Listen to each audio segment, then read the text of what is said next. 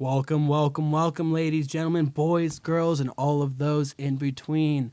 I'm going to tell you what, guys, we've gone 30 episodes so far, and fucking hey, it's hard to keep count. This is another one, a great one. We've got a double trouble episode for you tonight. We've got a good friend of mine. She's been on every 10 episodes, and guys, episode 4, 14, now episode 34. Miss Anna Waite featured on the podcast tonight with a Miss Leah Rigby, guys. We've got two local badass women with a lot of feminine energy on the show, and I'll tell you what, it's a great fucking time. Thank you for tuning in, and this is episode 34 of Young Blood Podcast.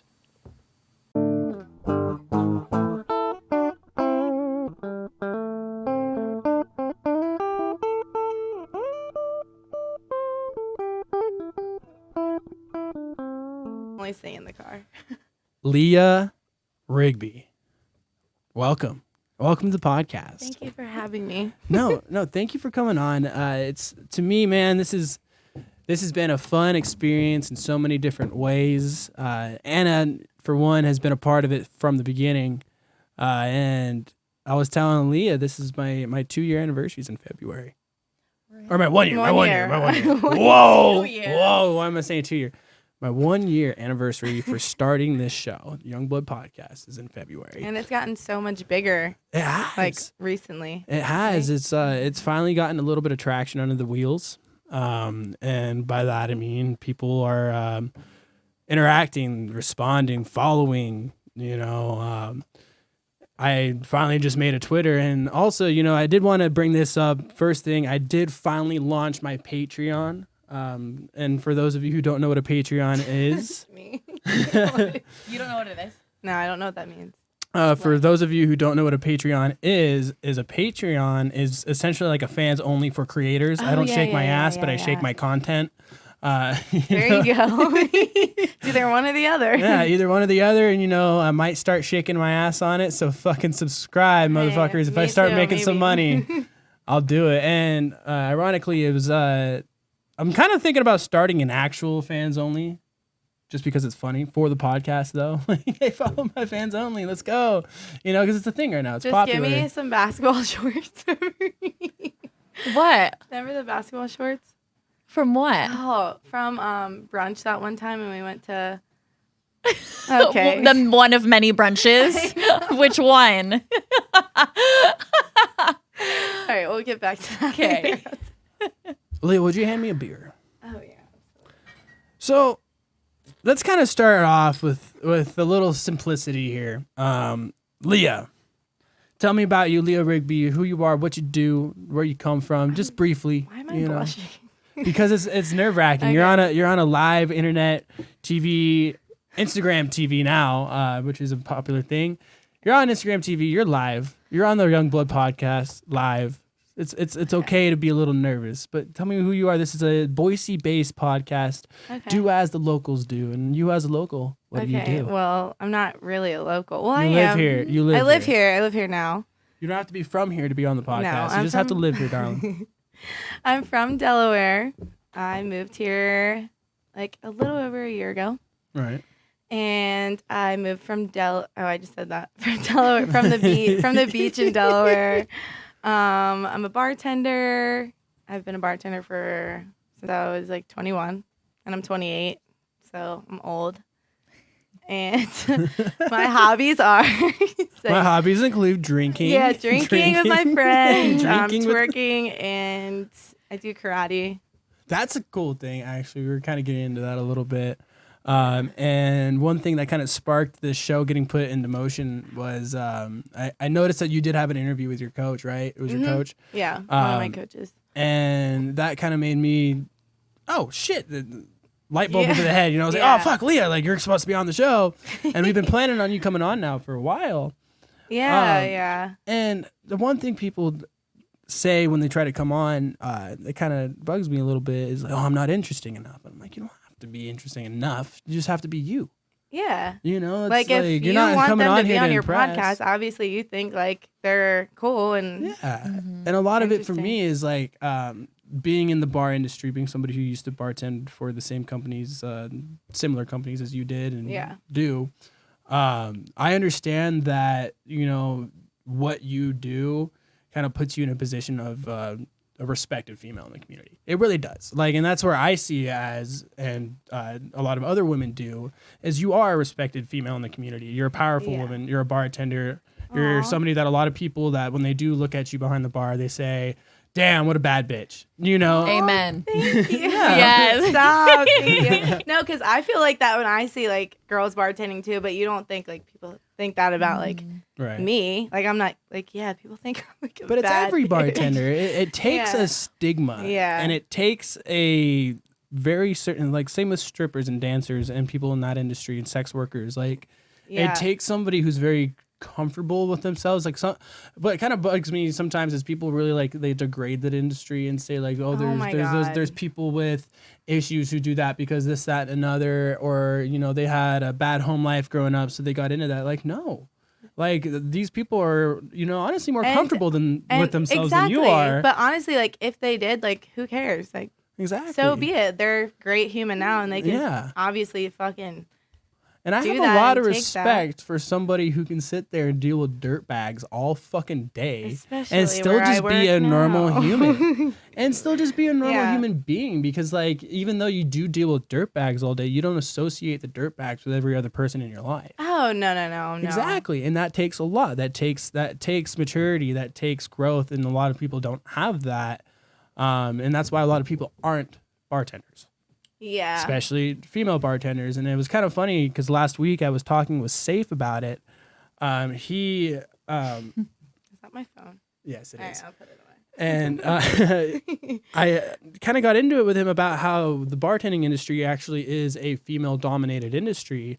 And, that kind of got a little controversial, but it really, really is. Actually, it is. Especially maybe not in every town. Like I don't know about Vegas because I don't live in Vegas, because there's some fucking male bartenders out there that run their shit, but out here in Boise, it really is a female dominated industry. Why is that happening? It's okay. It's not going to be on the recording. Okay. I think it's just feedback through the headphones and the analog equipment. I threw my phone like back there somewhere. So, did you hear it too? It's like, when you have like... I think it was just affecting the soundboard. It wasn't going all the way through, because if she didn't hear it, then you're okay. Because she's got the computer, we've got the soundboard. Okay. Yeah.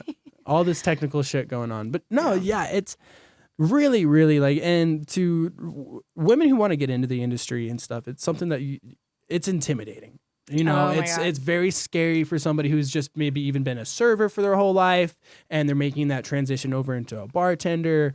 And the only way to get into it in a lot of ways that I've noticed with girls is they can just get fucking tossed in the fire because they're hot. They're like, you'll figure it out. Yep. Oh my God. Yes. I mean, personally, not for me, because like I just have been serving since I was like 17 years old. So I've always been a server. Right. So I feel like it was a little bit easier for me to like transfer into like a bartender, because I've just know how it works. I've just known forever. But I've seen people, especially like where I used to work, like they're like, all right, you're going to be fine. Like one shift, like go. And it's like, I'm like, no, it's not. And then they like freak out, and it's a crazy thing, but it's a learning experience for sure. And like, especially with working for Ted, we talk about him a lot on the show, and we try not to talk negatively about him, because he's Ted. He's being the kingpin that he is in the town that he lives in. There's going to be some negative things that go around, but I am a genuine advocate for the Challenger Company. No, me I think too. what they do is great, and I stand by David Munson and everything that he does, and I support them, and I spend my money there the best that I can. And well, when I first moved here a year ago, I was like, I moved here because, well, my ex-boyfriend and me moved here from Delaware.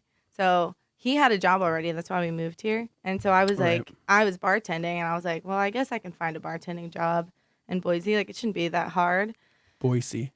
Okay, I'm not from, Boise. You are now. I know. You're from here. I'm not. You live here. No, I know. I say whatever. Anyway. Boy. You see a boy? See a boy? Boise. That's all it is. I get corrected on it every time I say it. Okay? Dude, it is the only, like, especially, It's at my least you're not from accent. California. At least you're not from California. So many people they see my blonde hair and they're like, are you from California? I'm They like, hate them. nope. So there you go. My best friend from California came down this last week. Growing up from like first, second, third grade, like I grew up and went to high school with him.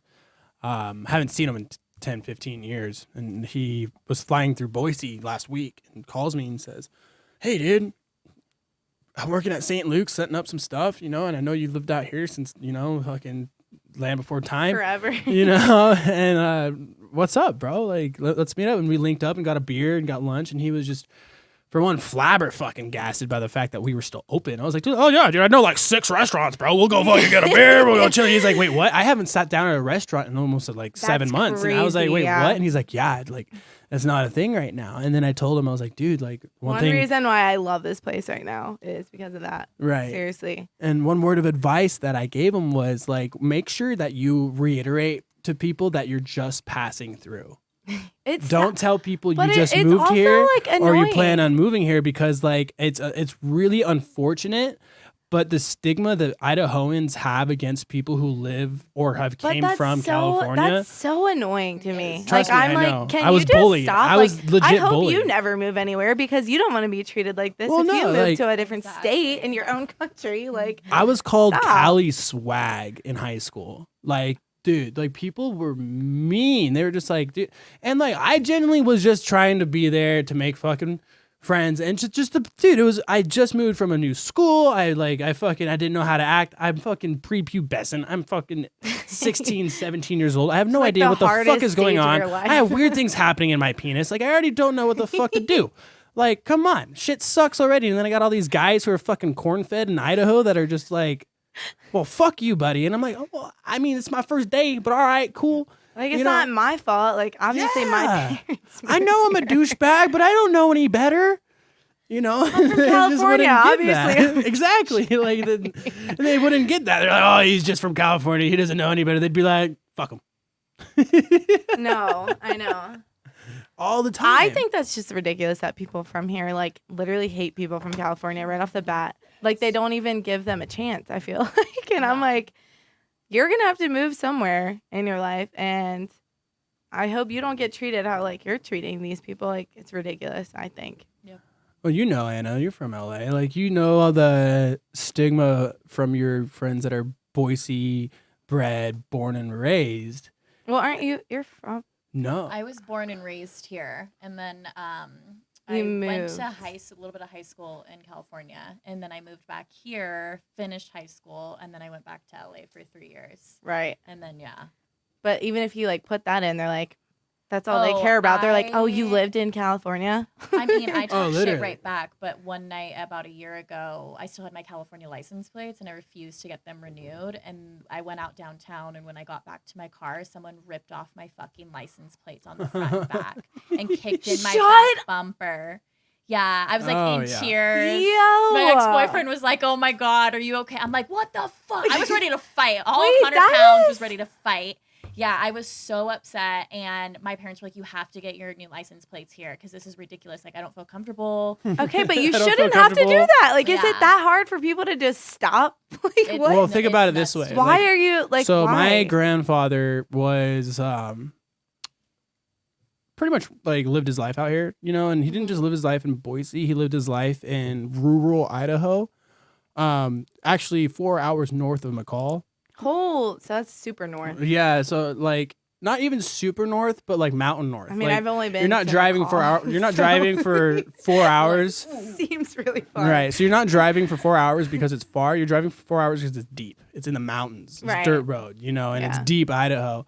And my family, we have cabins in this little mining town called Warren, Idaho.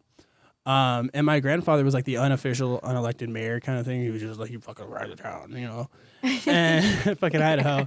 And when I lived in LA as a kid, my grandparents would always come down and be like, "Do you need to come up to Idaho for the summer and just come hunting with me?" And this, that, and another. I was just like, "Yeah, fuck that." Yeah. And I don't do the hunting thing. I Yeah, can't. I and- cannot.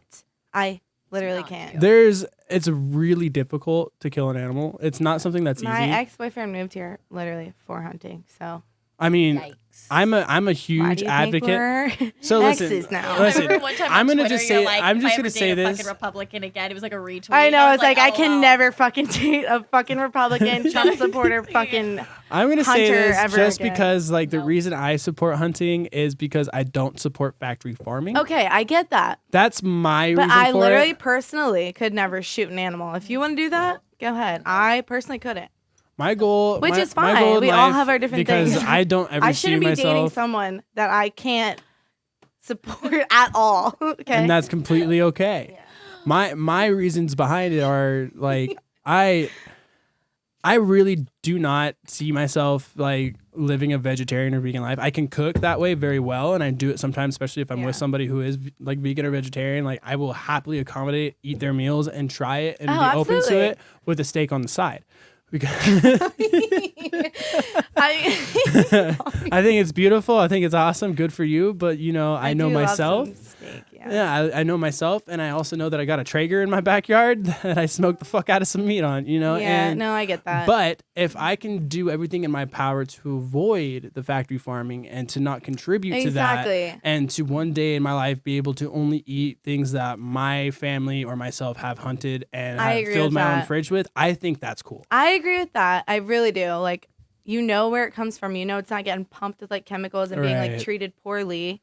And you're But not supporting also, you're it. You're not literally supporting killing it without it even knowing that you're like, I don't know. It's just a really weird thing that I It is. And haven't been able to conquer yet. So the I first don't know. time that I killed an animal was very, very hard. I Like, couldn't. I could not. I it's really couldn't. it's I dated him for 3 years, and you're also talking to a guy who buried his fucking fish hunting with him. in his backyard. Okay, like I like my fucking animals. I I love. don't even like killing spiders. I'm like, I'm Yeah, gonna trap it and- and bring it outside. But there's Except like when they're big, then I there's fucking this smash them. like this superficial connection with nature that you get because like anybody who is not a psychopath, when they do take the life of another being on this earth, it's not simple. It's not just, well, they're dead. It's there should be a connection with you in that life being taken because that life isn't just being taken Yeah. because it needs to be taken. It's being taken for you. Yeah. It's being taken for to keep you alive, you know, and that's Yeah. what that should be seen as, and that's what It- you should not just take the life of another animal or another being for the sport of for it. like fun. For the sport of it. That's not Because okay. you like killing things. Exactly. That's not And okay. I get And the hunting. Like, I get the hunting. I do get the hunting thing. Like, I get it. I just personally would never do it. right. A lot of my friends are like hunters, and Let me ask you this: have you ever had a backstrap off an elk? yes. Oh fucking shit! Okay, it's good. It's good. I won't. Like, I will not disagree with that. And we're also But sitting with vegan Anna here, so poor I girl know, is I'm like, cringing. No, bitches. I know. And that's okay. And Meat That's warriors. good though. No, that's good. I get no, it. and that's okay. The thing is, guys, I'm not we're bashing. not. Nobody's bashing on anybody, and that's the best part. I dated I one love for 3 years. I love Like, Anna. I agree. I but love Anna for disagree. her resilience and for her being vegan and for her being able to have the strength to do that. And I respect it. I think it's amazing. I don't talk down upon people who do those things because because it's really hard. My sister Well, was vegan growing up. And she's been vegan on and off her whole life. So it's like it's not just about like the animals, it's also about the whole healthy lifestyle behind it. There's a lot of benefits to it. There's a lot of benefits to your digestive Every vegan system. person I see is like the most fit, healthy person ever. That's and true. I'm But like, have you ever met somebody who's been on the carnivore diet? Probably some of the biggest motherfuckers you've ever met. There's two sides to every story. there is. And there's books out there That's what I mean. Like, supporting I can both go ends. both ways, so I just stay like in the middle. Like, I Right. just stay in the middle. You're also talking to somebody who wants to try the carnivore diet. I've never heard of that, but I don't even want to think about it because it sounds disgusting. Have you ever listened to the Meat Eaters podcast? Ugh. No, I think I watched like the Meat Eaters documentary. Yeah, they're great. They're super great. And I was, like, the guy who runs forced. it, he's super knowledgeable. It's a great podcast. Check it out, Meat Eaters podcast.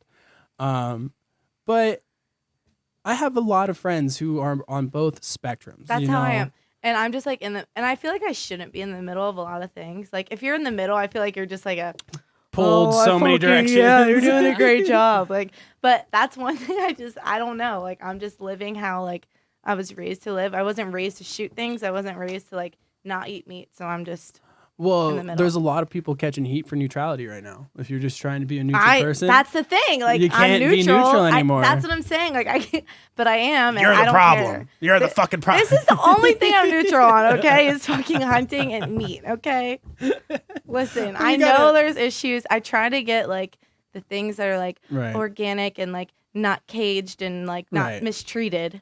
Right. And I'll But- probably lose some fucking followers for this. I'm pretty fucking red. Like, I live in Idaho. I'm Yeah. pretty red.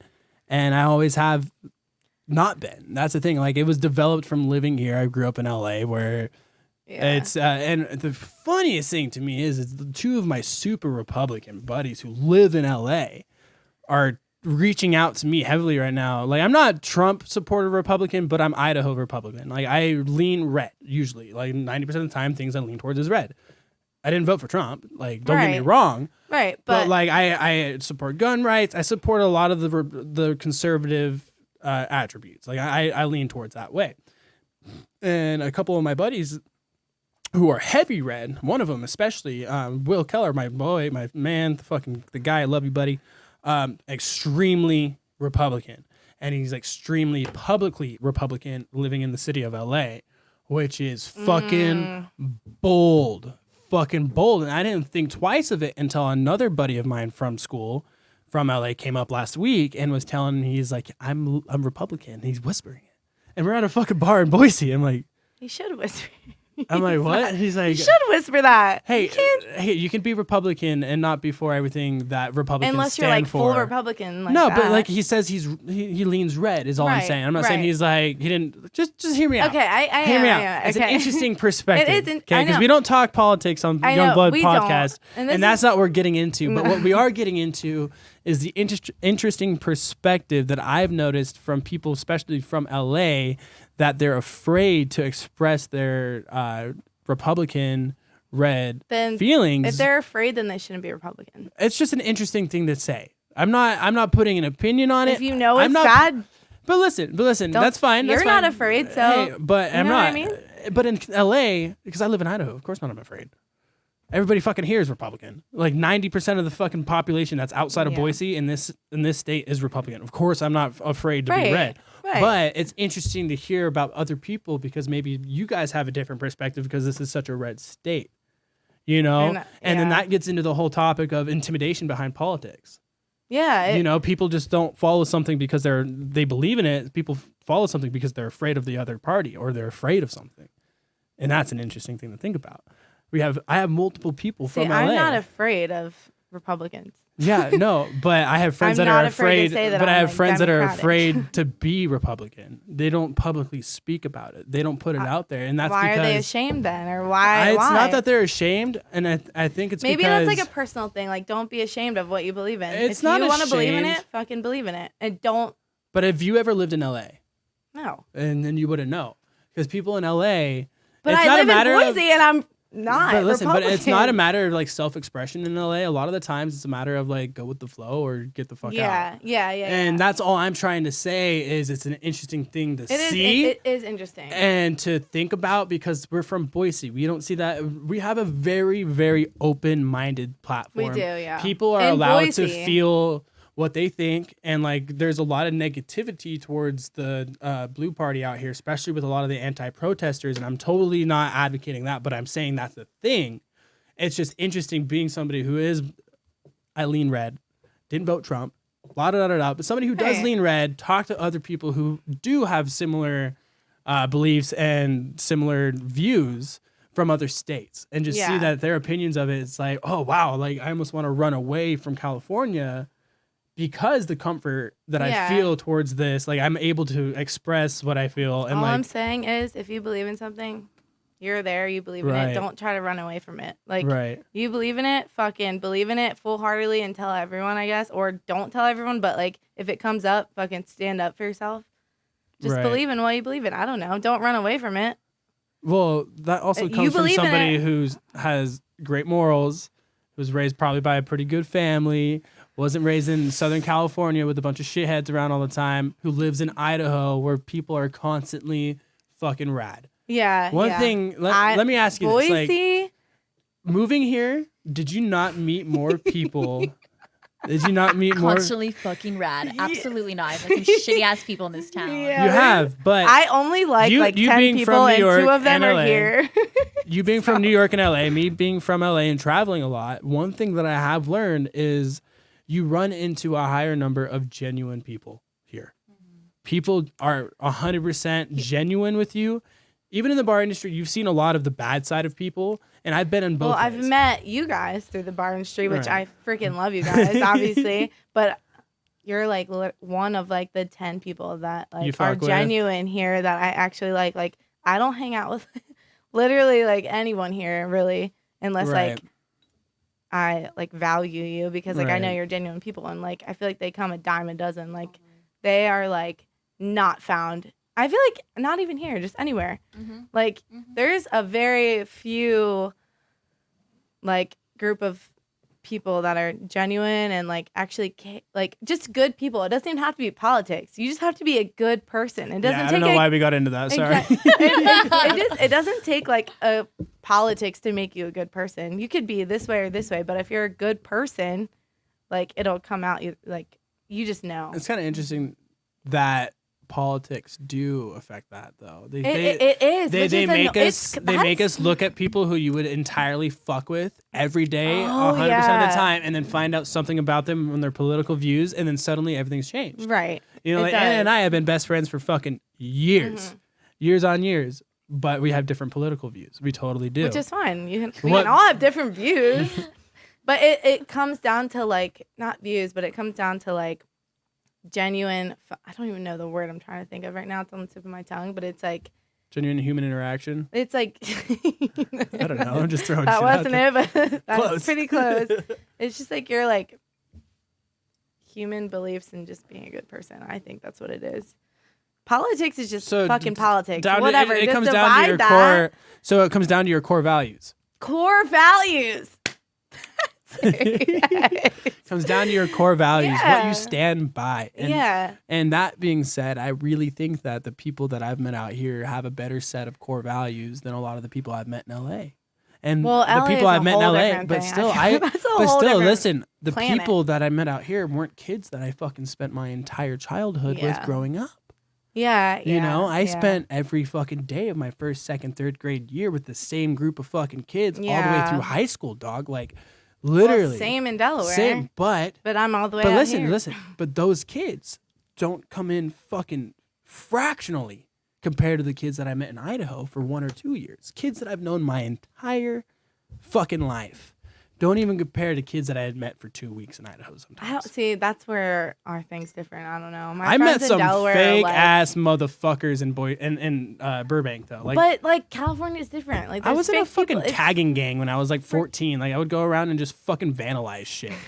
I would literally That's walk around with fine. my friends. We would just bring spray paint and we would fucking start fights. We would get in brawls. We were shitheads. Like we were just shitty humans. That's the thing. And That's like, not like being we were a just shitty bred, human. but still we were just really. bred out of where we were from. But Like, honestly, my tagging parents things is were not amazing. that shitty to me. Dude, I don't know. okay, Unless you're no, like, did you not just hear me? We would walk around and writing, just like like- vandalize shit. Like nothing would be wrong. It would be like, hey, cool trash can. Let's kick it over. Like we were just being but it's assholes. a trash can. It's not like the Capitol building, and you're writing. Yeah, but you know, fucking- somebody put their trash in that, and somebody's gonna have to pick it up. Like we, okay, I'm that being trash really, can could probably use some decorating because it trash could. cans See, are ugly. that's how we thought, right? See, that's how we thought. We just thought, hey, these are pretty fucking ugly trash can. Little did we know there was old man Jenkins like sitting there like watching us fucking do it, just That'll be like fine. losing all faith in humanity as we're doing it. It's just like, God damn it, fucking kids, you know. And that's what we did.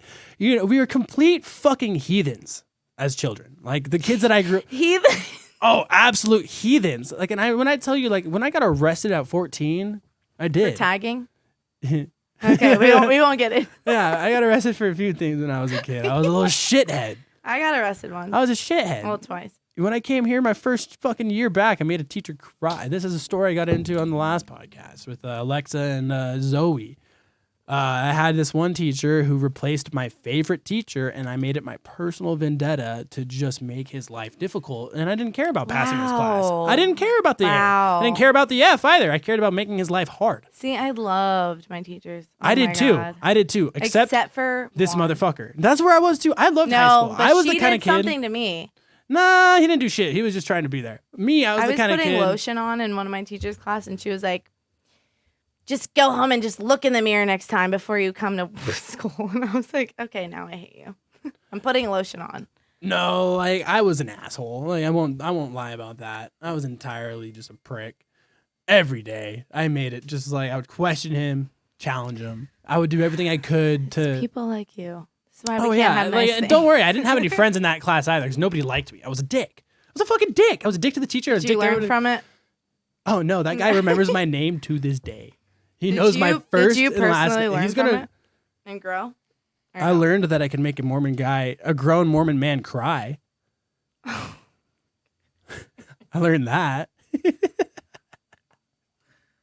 I was fucking 16. Give me a break. No, okay, I am. But did you learn? Did you learn from it? Yeah, I learned I can make a grown Mormon man cry. But like, I also learned that he was a horrible fucking teacher, and I'm also really glad that I challenged him. I'm really glad that it did. It probably made him a better fucking teacher because like it wasn't like I just would like be a dick to be a dick. He would like treat so the reason I had that class was because I moved from out of state, and everybody in that class was a senior or a junior who moved from out of state. And the reason we had to take the class was because it was a makeup credit for a freshman course. This guy was his first year out of college as a teacher and was making us write like 4-page essays in a freshman fucking class. And I was like, dude, I didn't write a single essay until I was like a junior. Like, and I would call him out on that. I'd be like, dude, honestly, like I'm writing a 7-page thesis in my English class today. Fuck your page. Fuck you. Figure it out. And I would say that in class. I'd be like, dude, he'd be like, so we're going to write a page. I'd be like, why? And for the whole class, like I would interrupt him and be like, dude, why? That makes no fucking sense. Thank God I'm not a teacher. Oh, dude, I was horrid. And I'm acknowledging it. Like, I was a fucking terrible human. I was so mean to the guy. See, but you learned from it. You know you were. No, now. I just know to this day, if I walked in his room, he would know who I am. He'd be like, well, I thought you'd be in jail or dead by now, you son of a bitch.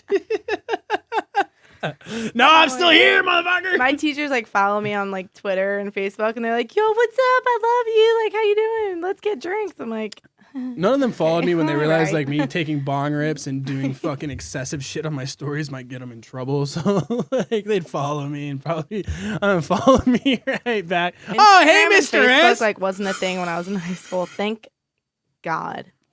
Thank God. Why? I'm like thinking, holy shit, she's that old for Instagram. I'm wasn't even a I'm thing literally in high 28. school. It was not a thing. Yeah, Instagram just came out when we were in high school. It was a thing when I was like a sophomore 2 or in 3 college. years. Facebook was 2 or 3 scandy years. though too. I remember Facebook used to piss it was me MySpace, off. but like no teachers had access. Oh, I loved MySpace. Yeah, I love Me MySpace. too. I wish I could. I tried to log into mine. And I don't know, my mom didn't know I had it, so I had like crazy emails and passwords. So like, I still can't log into it. I wish I could. I still have my MySpace. I still log into it. I checked it like 4 months ago. I remember my like MySpace page was a year ago, not 4 months ago. The I'm song fucking high. was Jamie All Over from Mayday Parade. Dude, that was like you were a real emo phase. Yes, I had the emo phase. Like, dude, you were a real Mayday baller. Parade. If you can like edit your page and like make all it the clean. codes. I was a mastermind, okay? Yes. And now to this day, I would not know what to do, which is so weird. No, you actually, if you were to get into coding nowadays, it's very similar to that. Like a couple of my friends who used to be in the bar industry, Devin Wright, and you haven't been in the bar industry that long to know them. Here, not here. Devin Wright and Nick Miner, both of them are in the coding and website and app building, and they just took like a 6-month fucking boot camp, and it taught them how to do it. They didn't know anything about it before. So apparently, especially those of us who were involved, actually had to do it. Yeah, who were as a involved in teenager. trying to have the But hypest now song I look at it and I'm like, with the coolest layout. how did I know where to put the code and like what? How like, did we know what we were doing? I don't know. I really don't know how to put the music, how to add the colors. Remember, because we would ask our friends. We would No, be like, I a lot of people figured that shit out. No, by a lot of people would be myself. like, "Yo, I seen your Facebook page. How'd you do that?" Or MySpace. MySpace. Yeah, I seen your MySpace. Xanga. Were yeah. you around with Xanga? Any of you? No, you're old. I'm that old. You're only 3 years older than us. You were a senior when we were sophomores.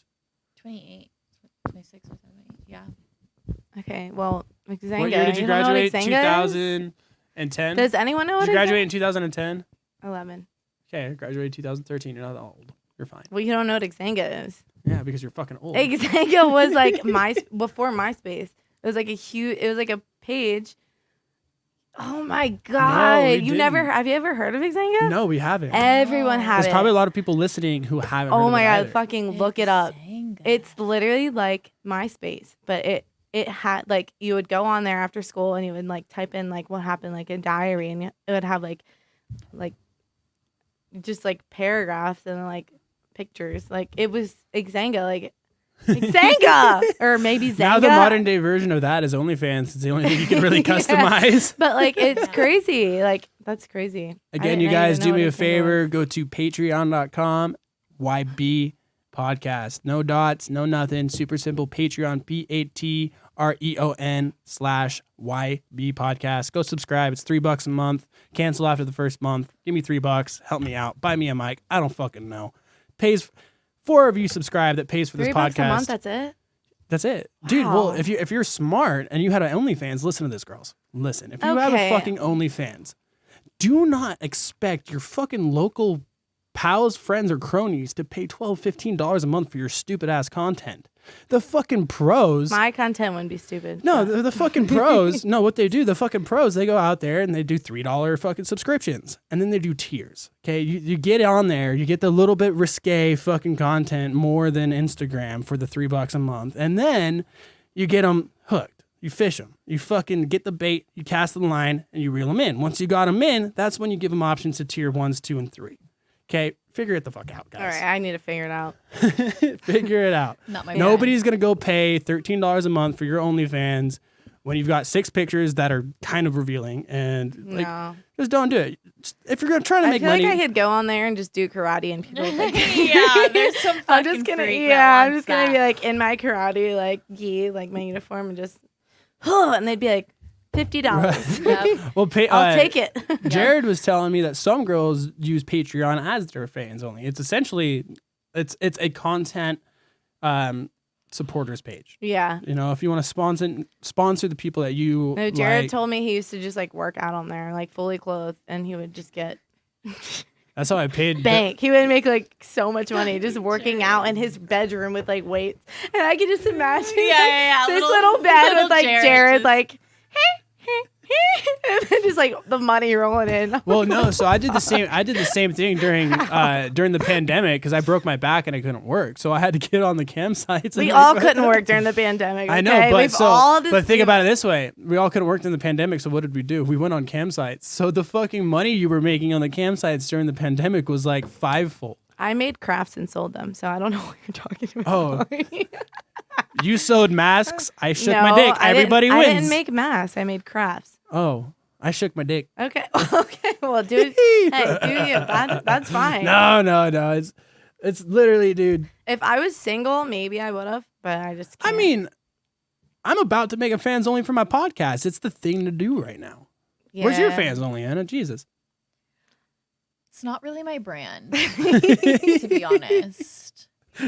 Yeah, I don't know. I don't want to show anybody. Leah, go hit the pause. We're going to take a pee break. I have to pee so bad. Okay. You're the pauser. Oh, fuck. I'm connected. We're good. We're okay. Okay. I'm literally going to pee my pants. I keep hearing something click. What's the... And move my humps. Okay. My hump. I love that song so much. Wow. Can we play that? No, I'll get pulled off of YouTube. So you don't have rights to this song? I don't have rights to my humps. No, I almost got pulled off of YouTube for my last podcast I did with Javier Caldera because he's a producer, and he gave me the rights to his song, and YouTube pulled it, and then I had to show them that I had the rights to his music. They pulled me like right dead ass, like not even first day.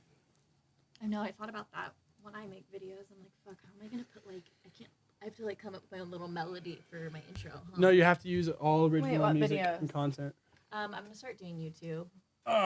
Which I'm gonna help you do. By the way, I just threw my phone over there. I didn't think it would land that hard. I'm gonna help you do that because you have to, because I love listening to your fucking videos. I always do.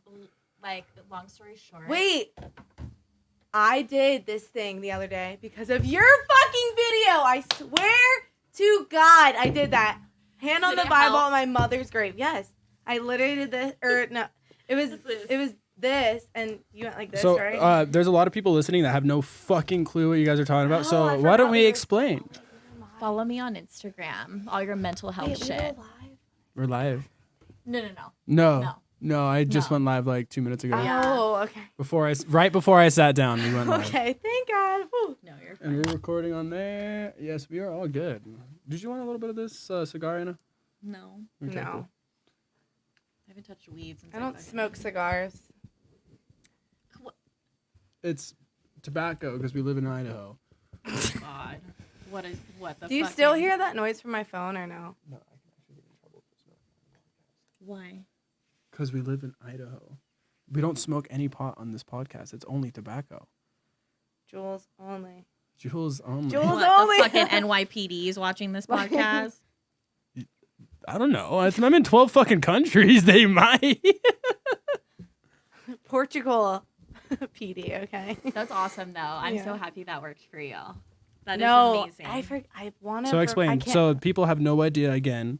And it's a trick, I guess, with anxiety that when you take your hands and you cross them. Okay, so this happened to me, and I learned it from Anna, because she posted she has anxiety, and I have anxiety, but I feel like I have severe anxiety, but I don't like know that I have like all these years. It gets the better of you, and but you don't all these understand years, it. yeah, all these years, I never thought that I like had anxiety, but now like recently with like all like the research that's coming out and everything, like I'm like I have anxiety, like my whole body shakes for like hours, and I'm like I can't like talk sometimes, and like I realize that that's like anxiety. I actually went to like the doctor for it once when I was probably like 17 maybe, and I made my mom come with me, and my doctor was like this hippie like holistic guy at a doctor's office. He didn't wear shoes. He was barefoot. So he literally came in. This is like a well-known doctor's office. And I was like, okay. And I was like, I have anxiety. And he was like, we're not going to medicate you for this. Like, you've been able to cope with it pretty well, it seems like. So just keep drinking so much water, like physical exercise. And like, it was like a long time ago. So I feel like there wasn't that much like anxiety awareness, I guess, that like he knew about. Anxiety wasn't really So I a didn't thing. get anything Yeah. for it, which is fine. It's like I'm glad. ADHD. Right. It's literally like that. Like I have anxiety and ADHD really bad. And he's like, Yeah, well, a lot of your you've coped anxiety with is this probably so- from your ADHD. He's like, you've coped with this so well. We're not going to put you on any medication. Like, he's like, I'm not going to give you Adderall or like Ritalin or anything.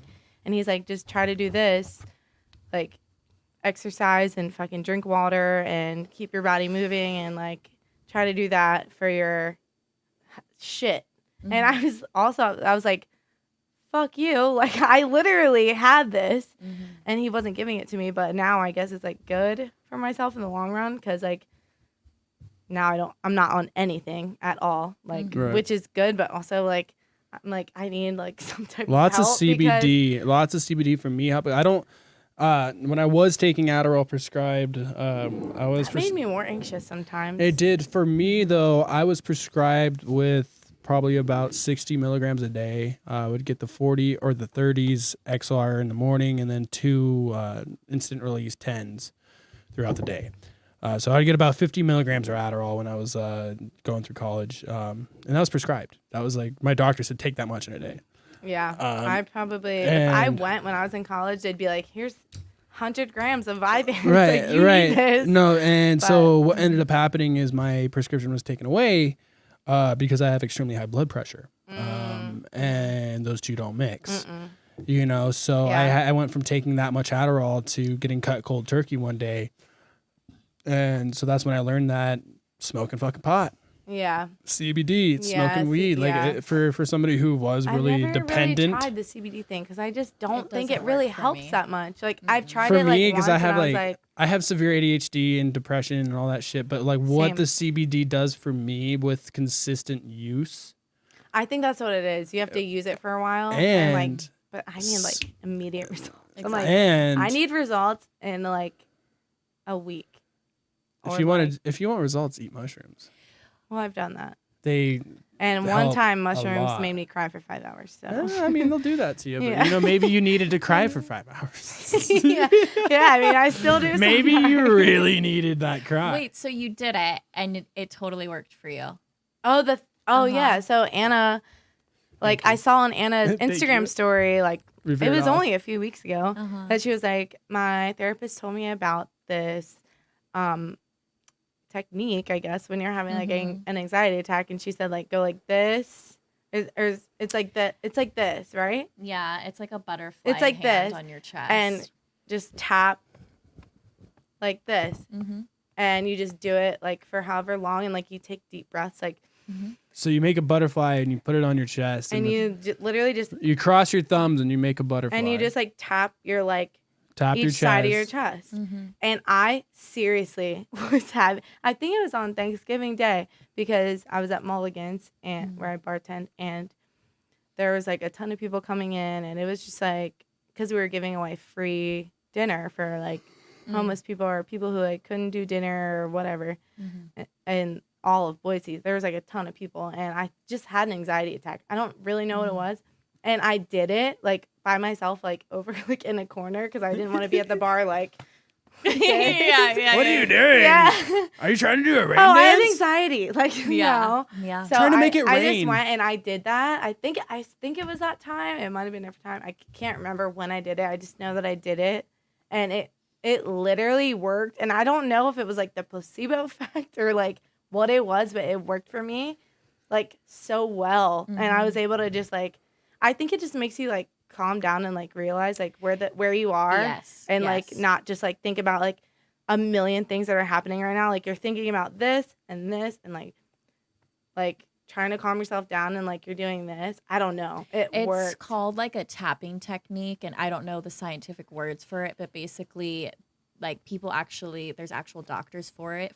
It's literally called like tapping, and it does something to your nervous system, where the tapping and something with anxiety, it just all correlates. sets off certain receptors in your brain or center something. Yourself, I Yep. think maybe Probably instead of just being like Yeah. like the tapping probably sets off receptors in your brain that tell you that you're okay. I don't know. There's all what kinds it of science is, behind but it. I don't know, and I just remembered that because I just watched that, and I was like, I am like like my body like shakes internally. Like you can't really like see it. It's not like I'm like having a seizure, Yeah. but like when I have anxiety, Well, it's attack like, for it's me. like you're not having a seizure, but you put your hand out and it's like this. Yeah, It's like, it happens ooh. to me a I get that too. lot. You might have high blood pressure too. And no, my blood pressure is Are you honestly, sure? it's Because great. when I get really high blood pressure, my fucking hand No. goes like a well, phone at a high school kid's.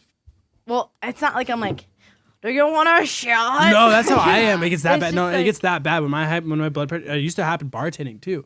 I would pour a Yeah. shot and it would start shaking. That's how I know that I was either like low blood sugar or high blood pressure. Or you're really hungover.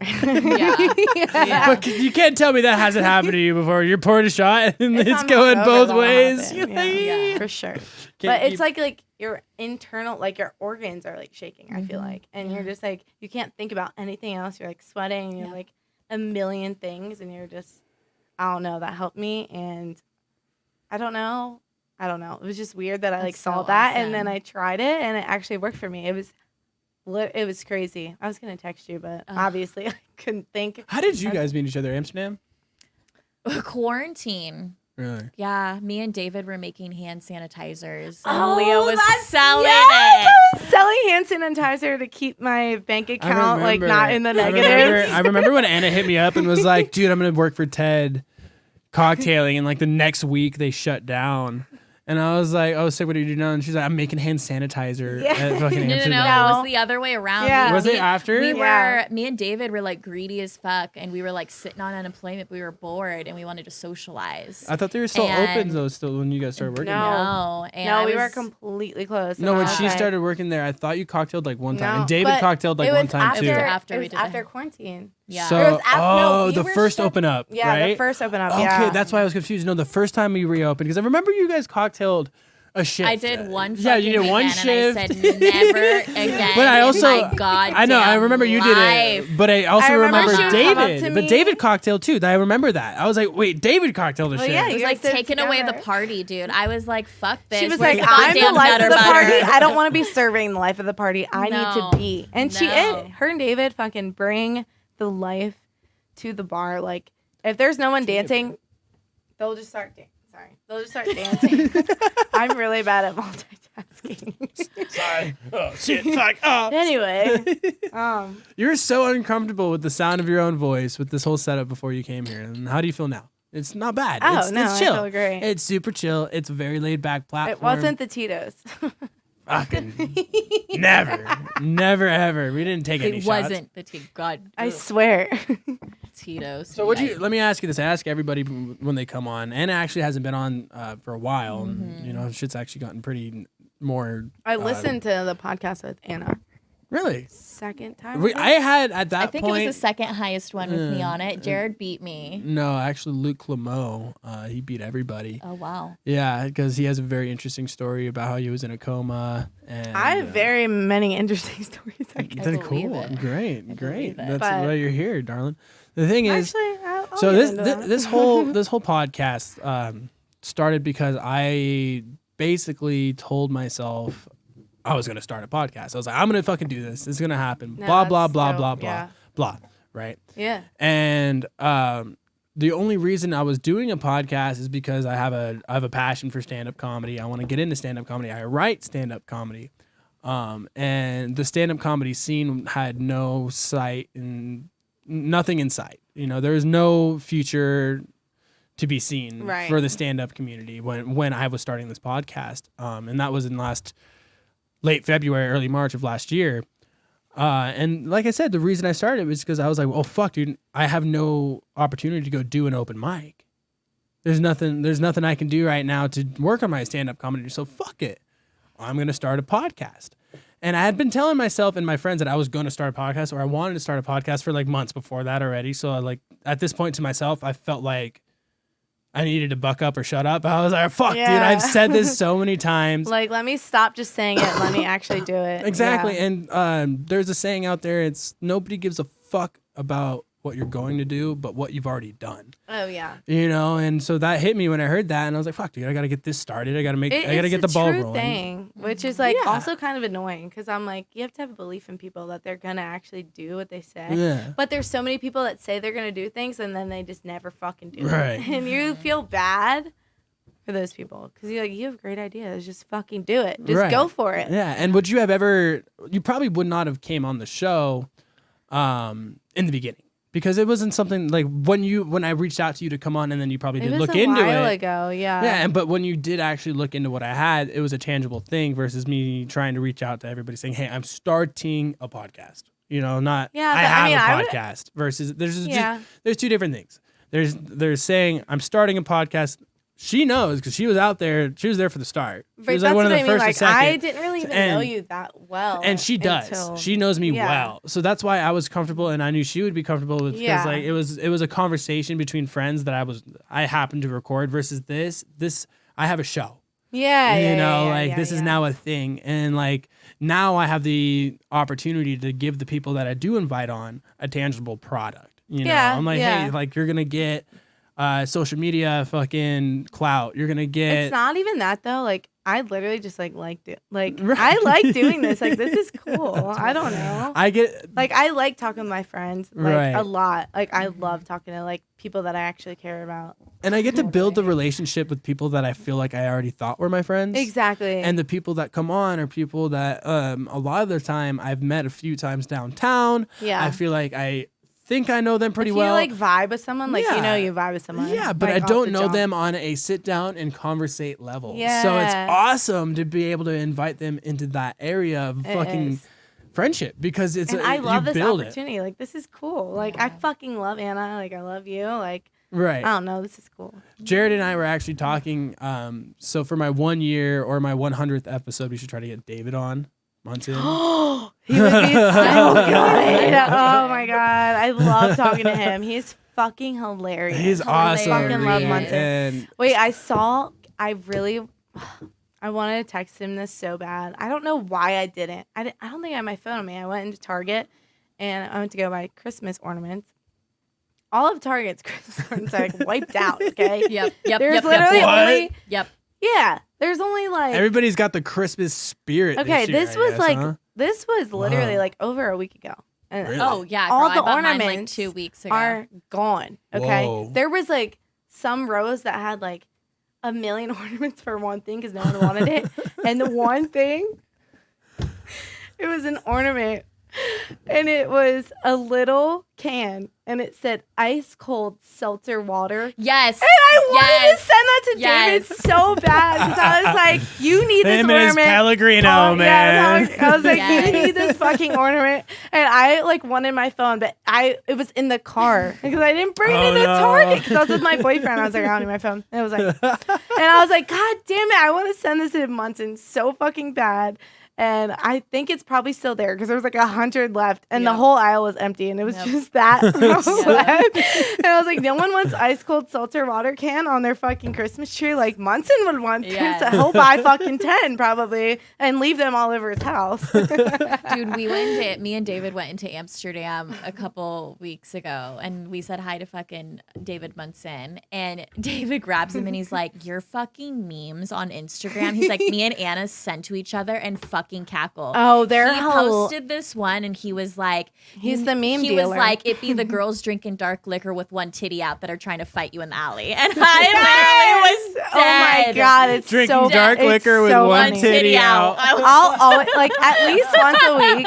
I'll see. Isn't that so good? It's spot on. Dude, me and David cackle. And then he like posted something the other day. He's like at the 19 and over shop, and he's like, just out here praising Jesus. And me and little David were like fucking crying. We were like, oh my God. Everything he posts, I like sometimes I'll reply because if I think Dude, something's his so funny, fucking I'll reply. memes Like, on Yeah. Instagram. ha ha ha, and like capital letters, and he'll. Yep. His memes on Instagram are on point. He's Shout like- out David He Munson, is the bottle meme slanger on dealer. Instagram. You guys, he's the fucking guy, He's the meme dealer, guys. Just so dude. you Goddamn, I'm not gonna lie. I'm gonna have to own up right now and say I do steal a lot of memes from you. know. Wow.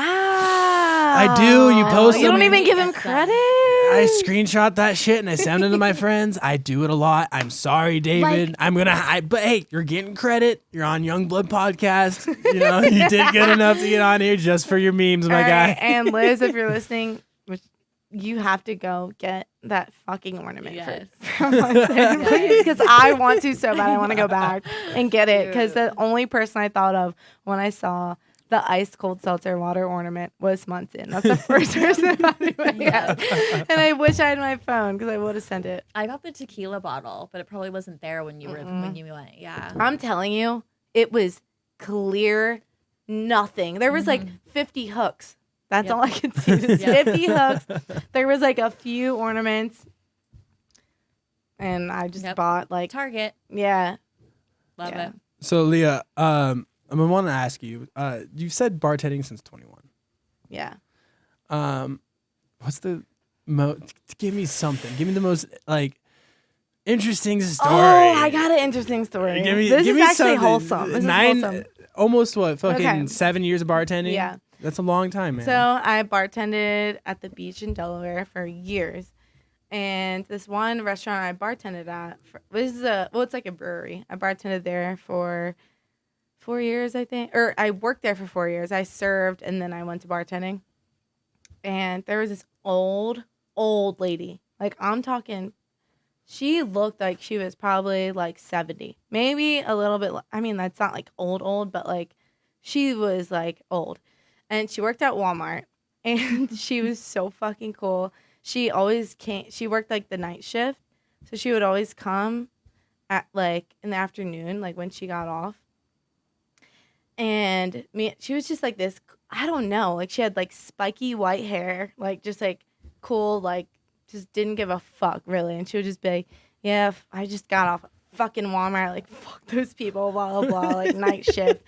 And she would come in all the time, like, cause I had a like set schedule there, so she always came when I was working, and she would always get like grapefruit vodka drinks, whatever. but I always made them. She's like, you make the best grapefruit vodka. No, bitch, you just make them And strong. I was like, because I got a heavy hand. No. I get it's the same mix with every bartender lady. But she was so fucking cool. And then she'd always talk about like her grandchildren, how like much she loved them and everything. You just like form relationship with regulars, like especially old regulars that come in that really don't. I feel like they don't have that many people to talk to that much. And I love old people so much, like so much. Like I went to a bar once, me and my ex, and it was like an old person karaoke bar, and we didn't know in Florida. And he was like, "You should work here. Like you deserve. You need to work here. You love old people." Like, yeah, I do, because I literally love them, especially when they're like nice and cool. The old grumpy ones I still love because I can make them love me. But anyway, this lady was so cool, and she's like, "Yeah, I love going to concerts, like blah blah blah," and she like still went to concerts and shit. And she's like, "I'm taking my grandchildren to like the Pitbull concert and like blah blah blah," and I was like. At the time, I was like, okay, like, sure. I didn't believe it because she was so old. And I was like, yeah, like, just entertaining it. And then the next week, she comes back with a Pitbull concert t-shirt for me. For me. She brought it for me. And she had light sticks, like the glow sticks, in the package for me and, like, a fucking, like, bracelet. And I was like, are you? She was like, I got this for you. And it's like, I forget Pitbull's thing. I could Google it right now, but it's like, what's Pitbull's thing? It's like, Dale. It's Worldwide. It was literally like a Pitbull's face. It was Pitbull's face, and it had like, I don't know, the concert shit that's Worldwide. on t-shirts. Like, yeah, like Mr. Worldwide. Mr. Worldwide on the back. And I was like, she was like, I bought this for you. And I was like, are you fucking kidding me?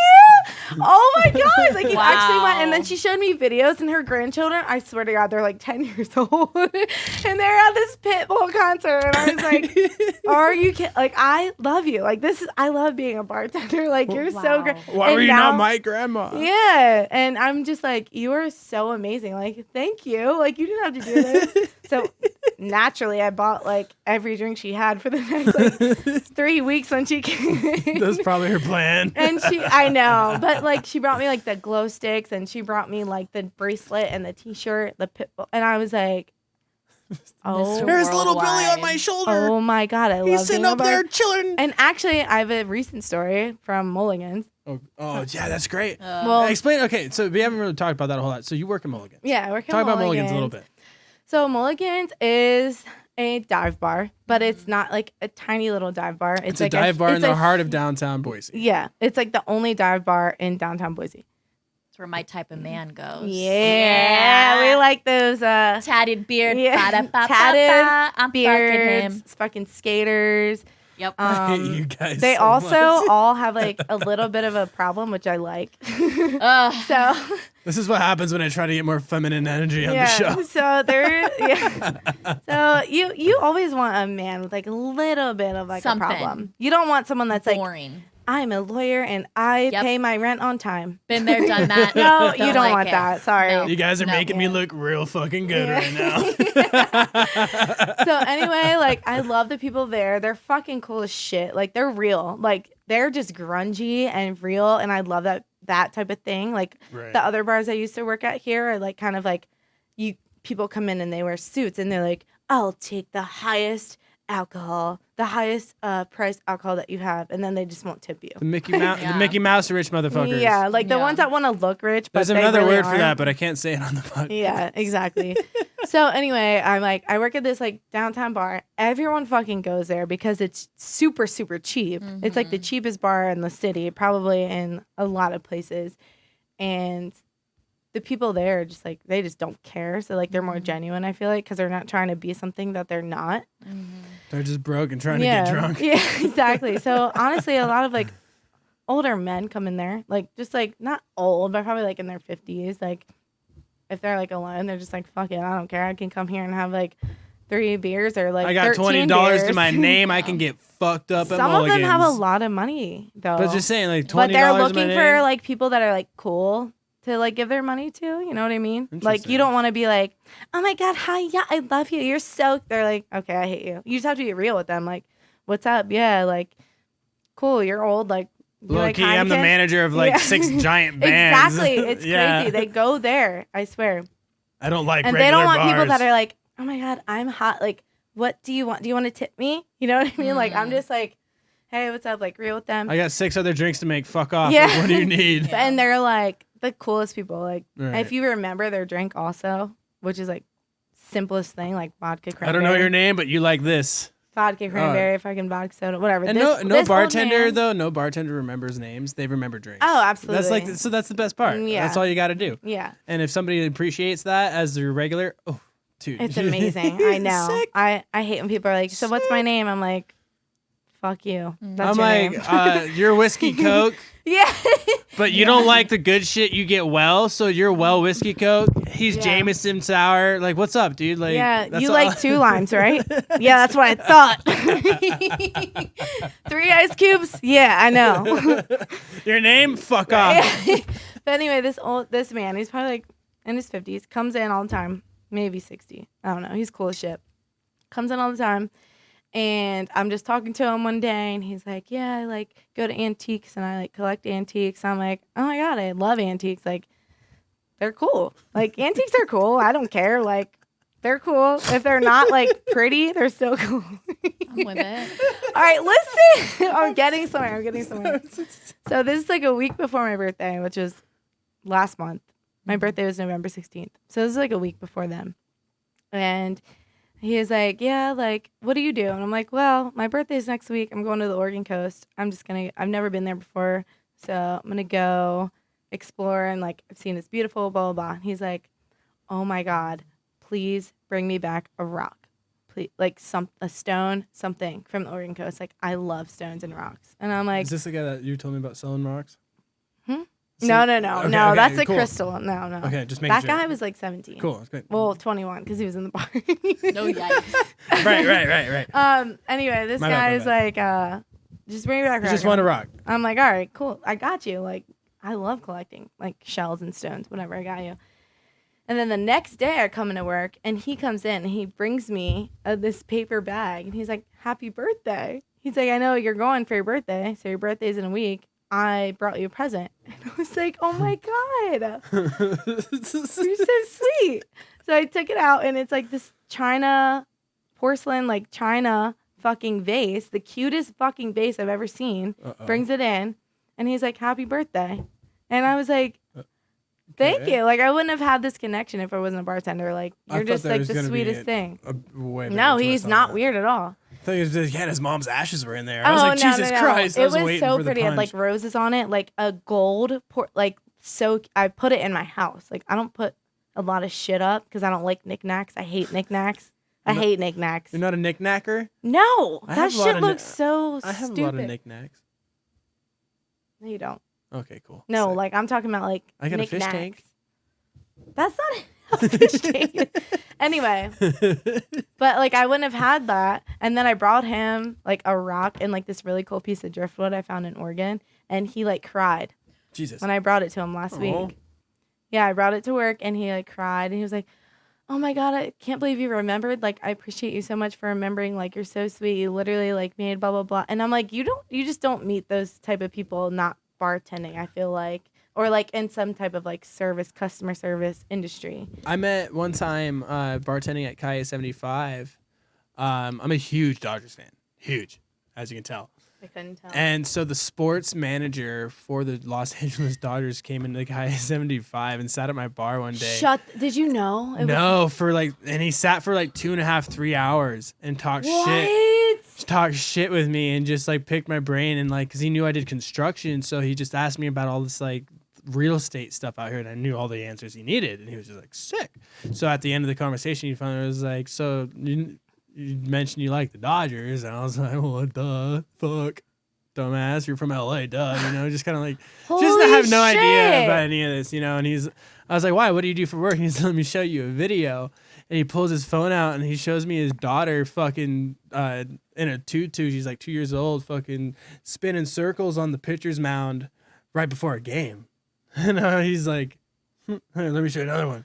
And Shut the fuck up! And he's sitting on the field with the fucking right before a game with his wife, just hanging out, and he fucking does the whole thing where the whole crowd is sitting there, and I'm like, dude, the fuck do you do?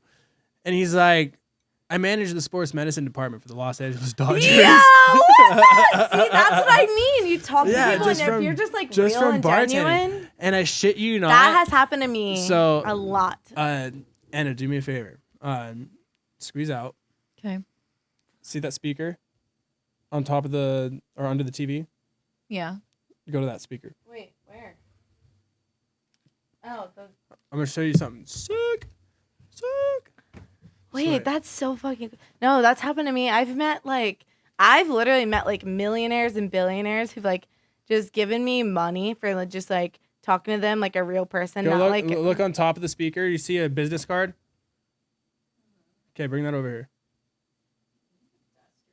Shh.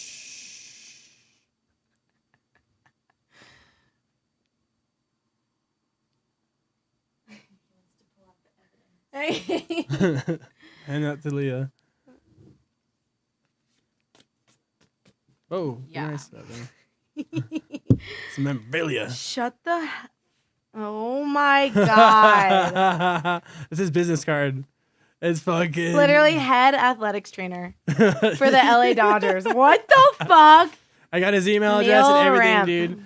So now that they won the World Series, I'm gonna shoot him an email and be like, "Hey, do you remember when you came up to Boise? Anyway, I can get some tickets." You know what's crazy? I used to work with this girl at Hooters. I worked at Hooters. Shut up. Don't like to admit that. Okay, I was 18. I lived at the beach, whatever. And one of the girls I work with is now dating like Half my friends work at the Peaks, one of dude. It's all the good. like head LA Dodgers baseball players. Which is Damn. really crazy. Damn. Really? Yeah. I actually went to high school. That blew my fucking mind when that happened. I was like, I don't get starstruck because I'm from. Exactly. My brother dated Blake Lively. Yeah. Okay, I wish you could like just see my mouth hit the fucking table. Excuse me? Yeah, my brother dated Blake Lively in high school for 2 years. Yo, you can't just spring that on me. I love her. Yeah, I have her yearbook. Savages? I have her Or yearbook. Savage? So, Savages. when they my broke favorite up- movie with Blake Lively. True story. Seen it. True story. When they broke up, Oh, such a it's great movie. So good. Is Such it a great Savages or no, Savages? Savages. Oh my god! You want to need know a watch funny that story? fucking movie. So Okay. Blake Lively, It is- the Blake Lively, the one who's married to Ryan Reynolds, dated my brother, right? So when my brother and her dated in high school, All right, that is fucking crazy. when they broke up, my brother was supposed to sign her yearbook. For some reason, it never got back in her possession. He has her yearbook. I have it. Shut the fuck! You could message her and be like, I tried. have It her- went viral on Twitter when I first tried to do it. and she never got back to you. No, dude. You should do it now. Have you seen it? Mm-mm. You What? have you have Blake Dude, Lively's Emily yearbook. when I showed Emily, she cried. You have Blake Lively's I showed fucking. Emily. I had an ex-boyfriend that dated the girl from So- Divergent, Go. the brunette from I have to make you- Sick, That one? Secret Life of the American Teenager. Yes, He literally had like yes. fucking prom photos with her, and I was like cracking up. She was from our town in LA. We might as well put this on the podcast. I have it. So fucking. Are okay, you go fucking right back, kidding me? Go right back where You grabbed have the Blake Lively's fucking yearbook. sophomore high school yearbook signed by all of her friends, including my sister. My brother, to prove that it's real, he has the matching yearbook with 2 pages signed by her and signed. Blake Lively, fucking 2000 and like 2003 or some shit like that. So it's on that bookshelf. Shut the fuck up! I literally cannot believe that. Yeah, your mind's about to be blown. So there's one yearbook on that entire bookshelf, second shelf to the left. That is It fucking says Burbank crazy. High School on it. What the fuck? Can I see that? Yeah. Yo, Casey. Your mind is about to be Casey, blown. why haven't you got in contact with her? You could be her best friend right now. I tried I'm to sure she make it wants happen so I it. can meet with Ryan Reynolds and shit, but it was just like a couple years ago. It didn't go viral as much as I wanted it to. And it's signed by I'm gonna cry. Stop. it's signed by all of her friends. There, Wow. here's the funniest part about the whole thing. So that's my sister right there. That's her, Jennifer Young.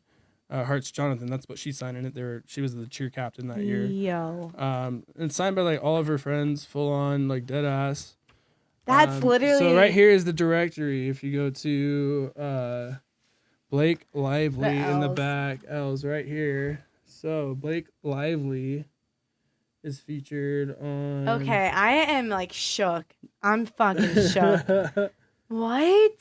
L-I. You have Blake Lively's yearbook. I do. I love all the messages. It's like Blake. Like I haven't what? sold it Yeah, yet like either. Blakey. Yeah, Blake. you could sell this actually. Wow, that's kind of crazy. Okay, I'm like gonna cry. I love Blake Help me find Lively. L-I. Do you know your alphabet? Yeah.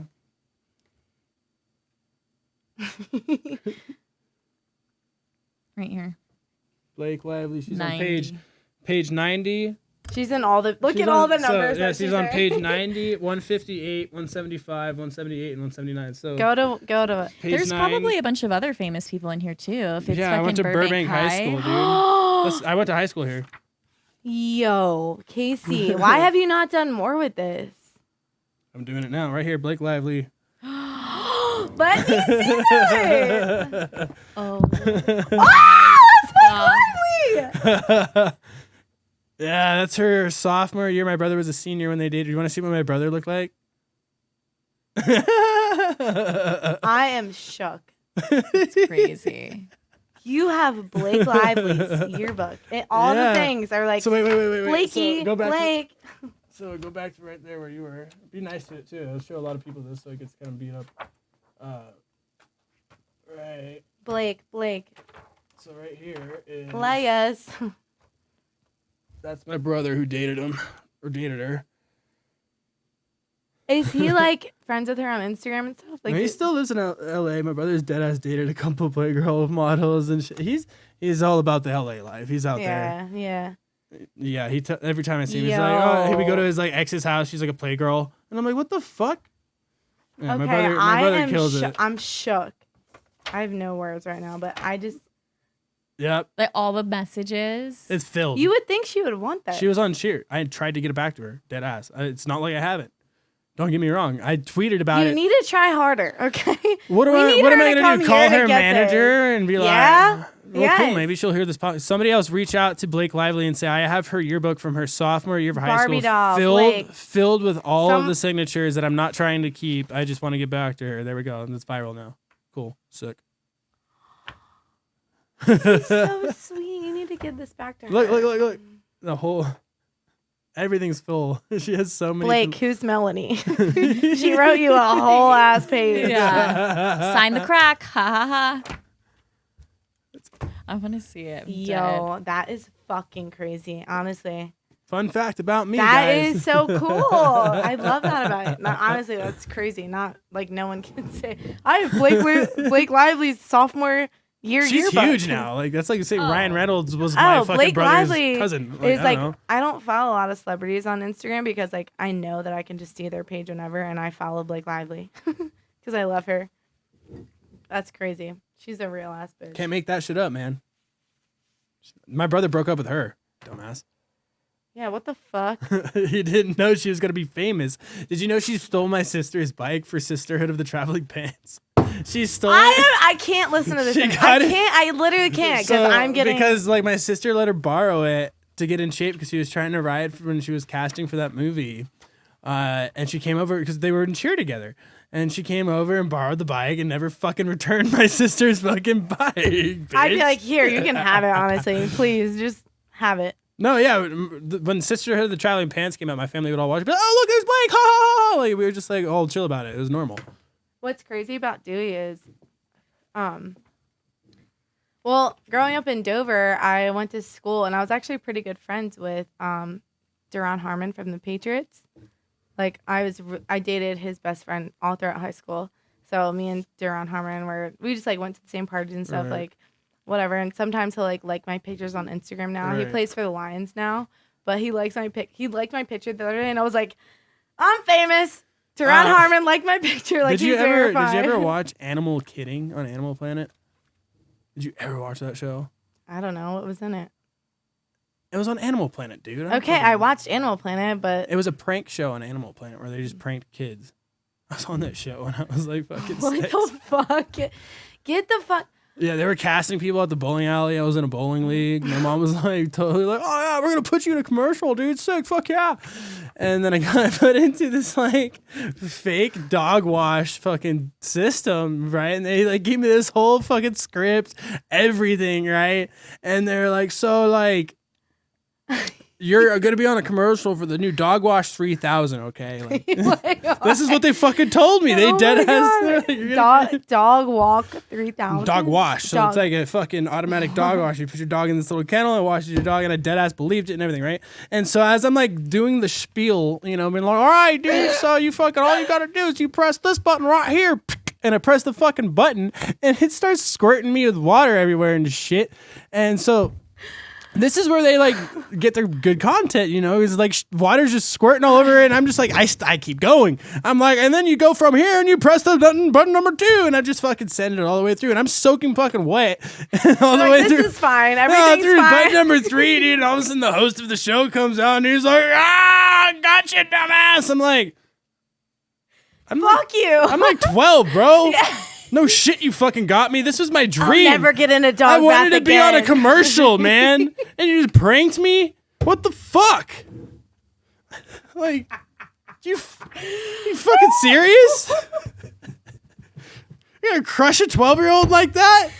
I'm never gonna get in the shower again. You scarred me. You met me at the bowling alley, you old creepy fuck. Like, you telling me I'm on a prank show? I'm soaking wet and I gotta go change in the back room. Like, I'm leave me cold. My mom was in on this. She was about. She let you do this. Got in the car with my mom that fucking next 10 minutes after. I was just like, I was soaking wet, and she was like, so how was it? And I was like, fucking. What does it look like, Mom? I was like, some commercial, right? Fucking bitch. Oh my god, I'm scarred for life. Oh my god. Fucking A, man. I'm never gonna be famous thanks to I you. never did another casting call again. I was like, fuck all the casting fuck calls. that. And I fucking saw backroom casting couch as an my adult. God, And I was stop. just like, fucking feel ya, girl. Fucking feel ya. It's all a scam. Get out of there. They're gonna shoot water on you, I swear. It's not water. Wear a raincoat.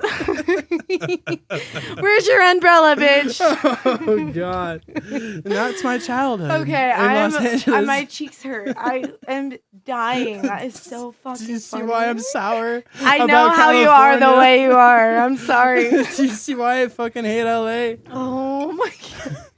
My own mother. This is why I hate LA. My own mother. That's actually fucking She great. sold me out for Animal Planet.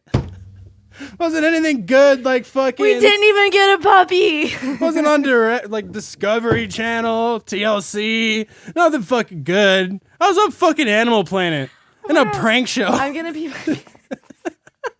I have to pee. I have to pee. Okay. What the fuck? Casey.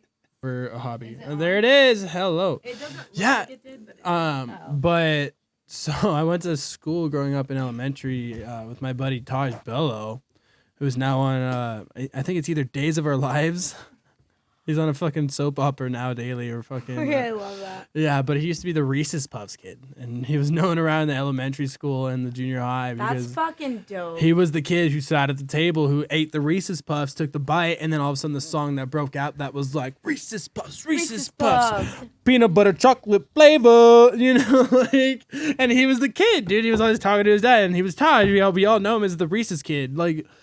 It was whatever. Like, he wasn't like cool and famous or whatever. We just treated him normally. We were like, "Oh, what's up, Taj?" You know, and like, but now he's You like, got any Reese's Puffs? You trying to trade Doritos for that like, Reese's dude, cup? did they hook you up for life? They better have. Cause like I'm I looking to get fucking some. love Reese's You Puffs. got the hookup on the Reese's Puffs? I don't eat much cereal, Did they just give you the cereal, or you got the chocolate? but one I do. Or Captain Crunch. Captain Cinnamon Toast Crunch. Cinnamon Toast Crunch, Fruity or Pebbles. fucking I was a bitch for So Fruity yeah, you guys Pebbles. found out about how I met the sports medicine guy, Taj Bello, the Reese's Puffs guy, And you have Blake and Lively's Blake yearbook. Lively, the one, the the most only beautiful, amazing person yeah, the on one, the earth, only. yeah. And my brother dated her. You only have her yearbook. That's fine. And also, Hey, if you need it back, Blake, I'll make a clip. Hey, Blake Lively. If I'm ever in a pinch, I'm gonna be like, "Yo, Casey, you trying to sell Well, that?" I did just make a Twitter, and You last just time followed me today, I think. Yeah, and when I did make a Twitter and posted about it last time, it went pretty viral. So maybe I'll try that again. Say, hey, I have a podcast. When was that? Like 10 years ago? You have to do it again. That was about because now social media 5 years ago, and like actors and that was actors, like 4 or 5 years ago. Actors and actresses now have a lot more time on social media because of like quarantine and stuff. You know, so like I think they're gonna pay more attention to it. So I really think that you should because that's fucking crazy. Isn't it an interesting small and if world? she comes here, what a small, if she small comes here, world. I want to be the one that gets to meet her. Okay, that's all I ask. Maybe I make the stipulation that Ryan Reynolds has to come on the podcast. No, fuck Ryan Reynolds. Like I love Ryan Reynolds, but I just want to see Blake. I mean, it'd be pretty cool if they came and picked up the fucking yearbook. It'd be and cool they if both came on the podcast with like 10 of their Secret Service cards. Like I'd be like, hey in guys, front like, of- would you just fly me out to LA and we'll do a podcast? Just help your boy out. yeah. I got you. I got But you. can you yearbook. bring me? bring Leah? Yeah. I'll take some shots and I'll be fine. Yeah, for real. I do not want to keep it. There's a reason why it's not on eBay. I haven't tried to sell it. No, that's good. I have only tried to get it back to you, Blake, because I do remember when you were in high school and I was a kid, you were really nice to me, and you were nice to my brother, and you were nice to my sister. So Obviously, she's a fucking queen. yeah, she was a cool chick, dude. I remember my brother. I used to get. Let me tell you this. I used to be taking the ice cream quite a few times because of my older brother.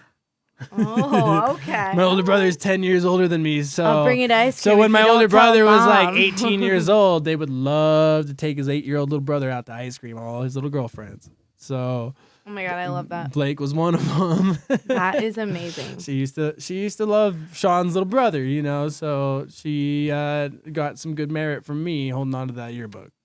Got you, fam. You can have it back, but hook your We bro just need up. your presence. Yeah, you can have it. Send me a letter, send me an email, whatever you No, need. just come you can here have and it get back, it, and but, I'll meet you, and then that's fine. but maybe shoot me a shout out, shoot me some clout. A hello, a hi. Honestly, dude, this your great man's Ryan. man. If your man's Ryan, I'll take a meet and greet. I'll let Ryan roast me to give you. Dude, Ryan roast people, and I Just love let it. me, just let me get some coffee with the fucking guy. Okay. As long as I'm invited to, And 'cause then I'm here during this. and then I'm a part of this now, so I'm just inviting myself. Okay. and then everything is good. You can have the yearbook back. This is a true story, guys. I can't make this up. I genuinely have this No, yearbook. it's crazy. It's literally I have two like- people here to attest to it. Would you attest to the authenticity of this yearbook? Absolutely. Yeah. Hannah, how could you Hannah, not? get off your phone. Get over here. You're on a podcast. Jesus. Jesus. I'm old. It's past my bedtime. Okay, I'm literally like 10 years older than you guys, so shut. Next subject. Next subject. Next subject on the matter. I am not old. Ladies and gentlemen, we're going to move to the next subject on the matter, and that's going to be Mulligans. I feel like an outsider when I go to Mulligans. Why? I don't know. Every time I walk in, it's just like I feel like I'm getting stared at and I'm uncomfortable. Can I Because talk you're about the hot? only time I've ever... That's why, because no hot girls go. Well, I Can feel I like talk I'm about the not only grunge time I've been enough. kicked out of Mulligans was the only time I've been sober there? You told me about this one. Oh my God, I was blacked out when you told me. I was that. stone cold sober too. And the guy that fucking kicked me out ended up getting fired like 2 weeks later, a week later, because dude, it was so... He told me this story. I was like, you were a fucking asshole, Casey. I am an asshole. Most I likely. am. That's I'm definitely very much of probably- an asshole, but You probably deserve to get kicked out. no, the thing that happened was... It's really hard to get kicked out. So he was like on this major power stroke about like masks, and like even after I had taken my shot. Oh, he didn't get fired. No, he isn't didn't there get fired. anymore. He hasn't Yeah, been but there he since I've had been he there. had surgery. So Oh, fucking douchebag. he's an But old man. He doesn't want to get COVID. Okay. no. So what happened is like he was just like, and Jared will attest this. Jared was there with me. I know. I Jared heard is this also story a from- manager. So I have heard this story. this from you is and my Jared. space to tell this story now. I'm just saying you didn't deserve to get exactly Yes. kicked out. I will agree to that. And the only thing that happened is after I got kicked out, or right before I got kicked out, I wasn't mad about being kicked out because what I said, but I shouldn't have been approached in the way that I was approached. It was I very agree. No, because aggressive. he and just- approaches people aggressively. it was very out of line. But And listen, he ripped but- my beer out of my hand. He's like, you can get the fuck out of here. Like, dude, it was way too No, much. no. And for I will somebody who agree. is usually blackout drunk at that bar. I've never had a problem there one time. And what happened was we were getting kind of picked on a little bit because we were making it difficult for him to do his job. We weren't putting our masks on, stuff like that. We understood it. We were like, you know what? We're just going to distance ourselves from the situation is what we were trying to do. Right. Because we understand. Like, and you went out back. Yeah, and because, dude, we get it. Like, he's just trying to do his fucking job, and all he needs to do is try to keep the bar open. Exactly. But you were outside. We get that. But it was just like, we felt uncomfortable being inside because of him, so we were just trying to distance ourselves from him, so we just walked outside. If you're outside, you don't need your mask on. No, it wasn't even about, it wasn't about the masks outside. It was right when the way he approached you. Hold on, real quick, bam. No, because I know he approaches people aggressively. I know, but let me explain the story because it's very two-sided. There's two sides to every story, but let me just get my side out real quick. He, kind of picked a bone with us inside, and we just distanced ourselves, and we're like, dude, all right, we're gonna go outside. Cool, sick. They apparently had shut down outside a week or two before that, and we didn't know that. Jared and I are veterans of downtown. Because it was like a thing to go out back at Mulligans. That's a thing. Like you go out back. Like that was a whole thing. And before he had ever worked there, it just shut down. I had been going out there always, and so we went out there with our drinks just to go hit our vapes. Everyone does that. And he came out like a bat. What? Anna? Mulligan shut down? No, outside. The outside. Out back. They took away the outside, the back permit. It was a transition for a lot of people because it was also right after the shutdown. People trying to go out there, and I'm it like, was right after the like, shutdown. We always could. And I'm like, it was right after the shutdown, so we didn't know. They tore the whole thing down. Yeah, it was a new transition, and all that needed to happen was like we just needed to be told, "Hey, come inside." And he was already kind of shook with us because he told us like a few times to put our masks on. Understandable. And so the way he comes outside is he's like, didn't you see the sign?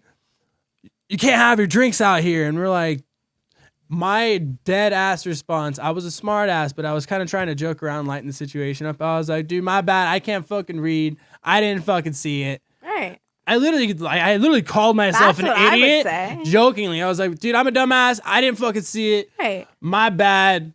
No harm, no foul. And he was like, well, maybe you should learn to read before you come to a bar. And I was like, sorry, I've been busy with a real fucking job. Yeah, dead ass what I said to him after that. I was like, sorry, I've been too busy. I don't like you for that comment because I bartended for years. No, no, he's a bar back. Okay, you're an actual bartender. You hustle. No, but bar backs is a real job. They get a lot of money. But not when they pull power strokes like that. No, I know. You shouldn't do that and at all. That's also somebody saying that who I worked my way up from security to bar back to bartender. So I'm allowed. So just don't talk to people like that. Of course. And he has of course. Why would I talk to him like that until he approached me like that? Exactly. So that's why I was like, hey. And also when you're drunk, you're gonna just spit it out. I wasn't drunk.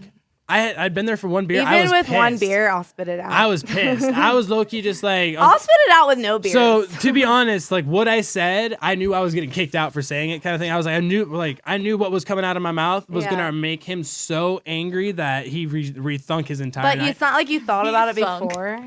Yeah, he's gonna. It's not like you thunk it. No, literally. That's not a word. We thunk it. So I said to him, I was like, I thunk it and then I shit it. I rethink. So I shank it. I thought. So I was like, he's like, well, maybe you should learn how to fucking read before you go to a bar. And I was like, I'm sorry, I've been busy with a real fucking job. And then he grabbed my beer and he was like, you can get the fuck out. And I was like, that hurt you, didn't it? And then I fucking walked away. Okay, listen, I get that because I'm sorry, I had to. I was like, I say things off the bat. I've been a regular at this bar for years, and like, I'm sorry, I've never had a problem. And like, there's actually one of the older managers who bartends now, who I've carried people out with him, helping him as a patron. Just because, like, I respect the bar. I've been around that bar. And for him to just say that. For him to come at me like that, I was like, dude, I don't give a fuck if you're having a bad night.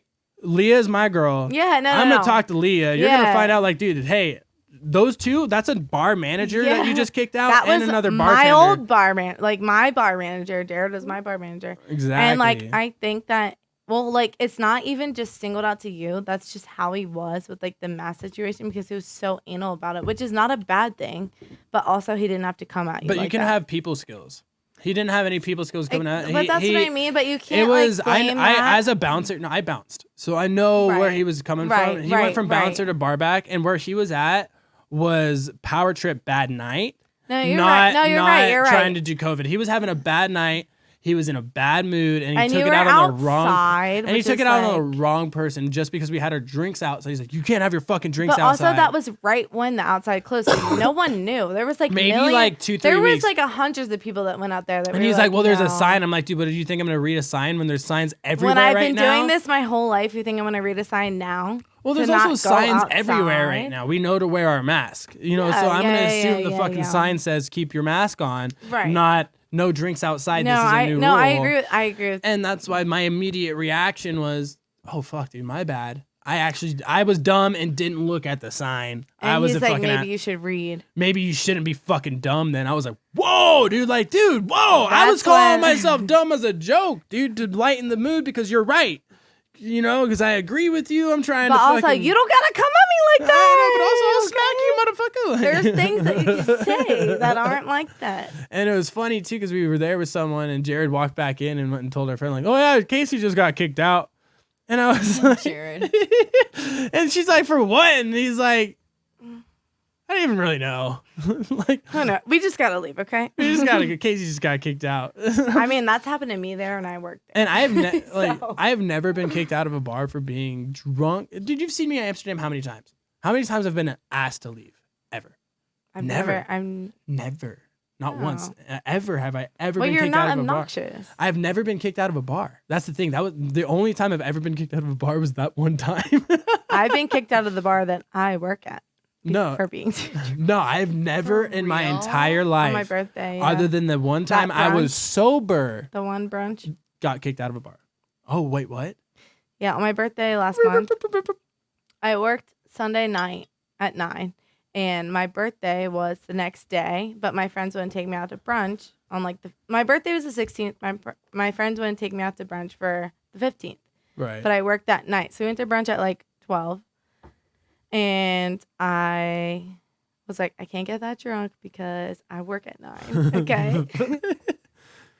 Obviously, I got hammered because my friends are like, fuck it, just take the shot. It's fine. And I'm like, I'm fine. And 9 came around. I was there. And I went behind the bar and I was like, there's no fucking way I can serve people. I am hammered, but I'm blacked out almost, but I can do my job if I have to.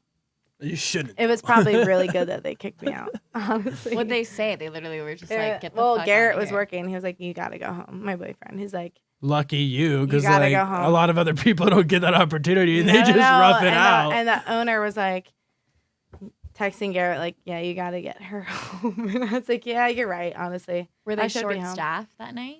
No.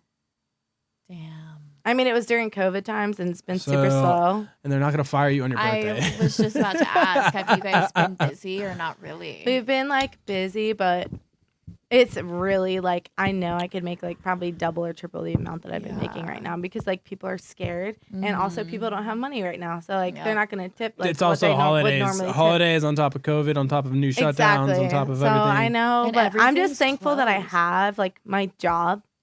Thankful. Mm-hmm. Even though, some weeks I might be making more on unemployment. Totally. But serving tables right now is where it's at, I guess. That's just what I've been told. Everybody serving is making a fucking killing. They're I think it depends where. It does, but if you're a badass server and you know what you're doing. But also people don't have, the people that would tip you a lot right now, aren't going to be tipping you a lot because they don't have the money. Tipping on serving is a lot different. I know for me, when I go out to bars, I tip. I hate myself for this, but I tip at least 50% or more every single time. I don't care. Right, and that's fine. If I get a $10 drink, but that's also because you have a bartender $5. mentality, and these people right now. I'm talking about serving. Serving and bartending, it's almost the same thing. No, it's not. Serving is consistent in different ways. So especially right now during COVID. Yeah, you're right. You're right in the sense that we were bartenders before the pandemic. So bartending was superior to everything. Right now, Absolutely. right now that's getting hit hard. But Bartending it's is better not, than not being it's better than it being is. unemployed. No, but listen. What I'm in a saying sense. is serving right now has taken a superiority over bartending. Yeah, you're right. And You're absolutely that's all I'm right. trying to You're say. absolutely right. And now bartenders are experiencing a very heavy hit because they've always You been. can't have people they've at the been bar But top listen, they've been and- bar. Not only are you a bartender when you tend bar, you also manage the servers. That's something that a lot of people who aren't in the industry don't understand. In America, what we do is we behind the bar we act as management because we have access to a lot of the computers. We have access to a lot of the things that the servers Also, don't most because of the servers also are bartenders- entry level bartenders. Most of the bartenders have been there or like Right. know what well, to they do. had to. Nobody just unless you're You have to work your way up. Exactly. Unless you're a special circumstance, you don't often get hired as a bartender. You have to be a cocktail or a server or a bar back and work your way up. Exactly. You know, it's just the hierarchy and the way that it works. And right now, it's crazy to see that these servers are getting the better end of the stick, and the bartenders right now are getting the shit end of the stick. Oh Because- my God, that's what happened at the bar I worked at previous to Mulligans. Yeah, like Right. the servers were getting so much money because like we weren't allowed people at our bar tops at all. Right. So right. like we were giving drinks to like the people that were ordering the drinks, but they were at tables. And the server tip out was still adjusted to the previous times. Exactly. When it was just So like we were 10%. getting 10%, which is like you know, $20. not shit when all they're doing is bringing them the drinks that you poured. Which is like intense shit when you have like Especially 500. at a craft cocktail bar Yeah. and in the environment where like the people are actually there to drink the drink that you made. They're not because there to eat. They're not there to hang out with the cocktail. They're there because Leah's behind the bar and the cocktail's bringing the drinks from you. Right, and you don't Yeah. have access to the bar, so you have to sit with like. a We don't go to cocktail. the table because we want to. Exactly, No. exactly. Which is You like go to the it's table 'cause you hard. have to. Yeah, And it's interesting to see such a bartender dominating industry, just like it's a female dominated industry, but it's also a bartender dominated industry in the serving industry, especially in Boise. You know, we're the top dogs. We manage the bar when the owner's not there. Yeah. We take care of shit because servers and cocktails we literally aren't pour trusted. every single drink. Yeah, for the whole or servers and entire- cocktails are entry level, and right Yeah. now these entry level people are making more money than the veterans, 'Cause and they that only causes have a to- lot of in work fucking animosity. It causes a lot of drama. It causes. It does, but it's not their fault. But the new kids don't know that. Exactly. The new kids don't know that, but also the managers should know that, or the owners or whatever. They should like fix it. You know what I mean? Which I think they have at this point. Kind of, not really. Maybe no. Everybody's just going. But- No, everybody. I feel like everybody's just going rogue. Everyone doesn't know what the fuck they're doing. There's like, fucking here's money for you. Here's a little bit of money for you. Just fucking No, like go. you know how Kovac got shut down for Yeah. the 30 days, right? You know why? Because he was just saying, you know what? When they give me the second one, I'm just gonna run like I run, and when I get shut, I get shut. You know. Yeah. And it was an interesting perspective on the whole thing to me. I was just like, all right, I can't say shit because I'd be a hypocrite because I'm sitting here drinking in your bar, but it's very still interesting to see somebody with that perspective versus Yeah. all the other bar owners who are taking all these precautions. You know, because now he's shut down for 30 days, but the second his 30 days are up, he's probably going to open right the fuck back up the way he was. It's just Well, a and whole. everything's like closed right now too. We went out like a couple weekends ago, and It's like sad. there was nothing open besides like Amsterdam Hannah's in the Mode, And I was Mulligans. like, Mode is I don't know making why we go to money right Mulligans. now. Wait. Mode is open. That's So is Mulligans. Mulligans. Bumping right Mulligans is the now. only place open, like down. because like, they the serve street. food.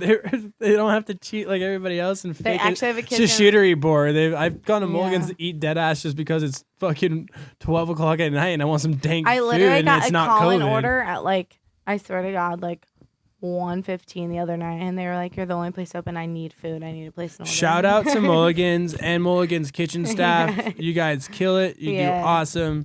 I've eaten there before. It was Honestly, one of the the food's places so to eat. good. You guys And for the nachos are actually low Yeah, key for- bomb as Remember we fuck. got right? the Yeah. nachos that one Sunday? For a Like, dive I'm bar. hungry. for a Like, dive bar okay. in Boise. You guys Anna was kill like, it. me and Anna were out for Sunday Fun Day one day, and she was like, "I really want nachos," and I was like, Hoocha. "Let's go to fucking Sunday Mulligan's." motherfucking fun day. Dude, he took me there one time too. He's like, "I'm hungry. Can we stop by Mulligan's?" And it was Oh, right. Tuesday. So it was that crazy shit show. Oh, and we two-fers. saw Oh. everybody. And I was like, I want to go home. And he's like, no, That was just a that little the longer. night you fucking Snapchatted me and you were like, "Is that your Yes. Yeah. No, I was like, there's your boo. I think I see your boyfriend." That was like when we first started dating. So like it was like, Yes. "Is that your boo?" I'm like, Yes. "Yeah." I love it. That's I know. I'm fun. thoroughly convinced I'll find a man there for myself because my type is there. I've FaceTimed you there. Yeah, she likes the rolled up beanies. I and- FaceTimed Anna when I was in Mulligans one time because I was in New York. Yeah, Anna was in New York, and this guy was like, "You're friends with like that Twiggy girl, right? Like Twiggy on Instagram, like Anna." And I was like, "Yeah, that's one of my really good friends." He was like, "FaceTime her right now. I need to profess my love to her." And I was like, You know how many people ask me about you as Twiggy and not as Anna? They're like, A lot of people don't know my real name, and it's No, so they don't. funny to me. They're, They're like, just like, "What is your real name?" and I'm like, they're like, Twiggy? so how's Okay. Twiggy? And I'm like, you mean Anna? What the fuck you mean how's Twiggy? like fuck today, you I went to mean? go How's call you, and I Twiggy? typed in Twiggy, and nothing came up, and I was like, "What the fuck? Oh, it's Anna on my phone. I forgot." So I had to go. At this point, it's literally my brand, and I'm It trying to figure out a is. name for my YouTube because I don't want it to be Anna. I want it to be Twiggy, but I want it to be like Twiggy. Like I want it to be something. Twiggy, like Twiggy fucking work. I don't know. Remember I told you my friends in Delaware.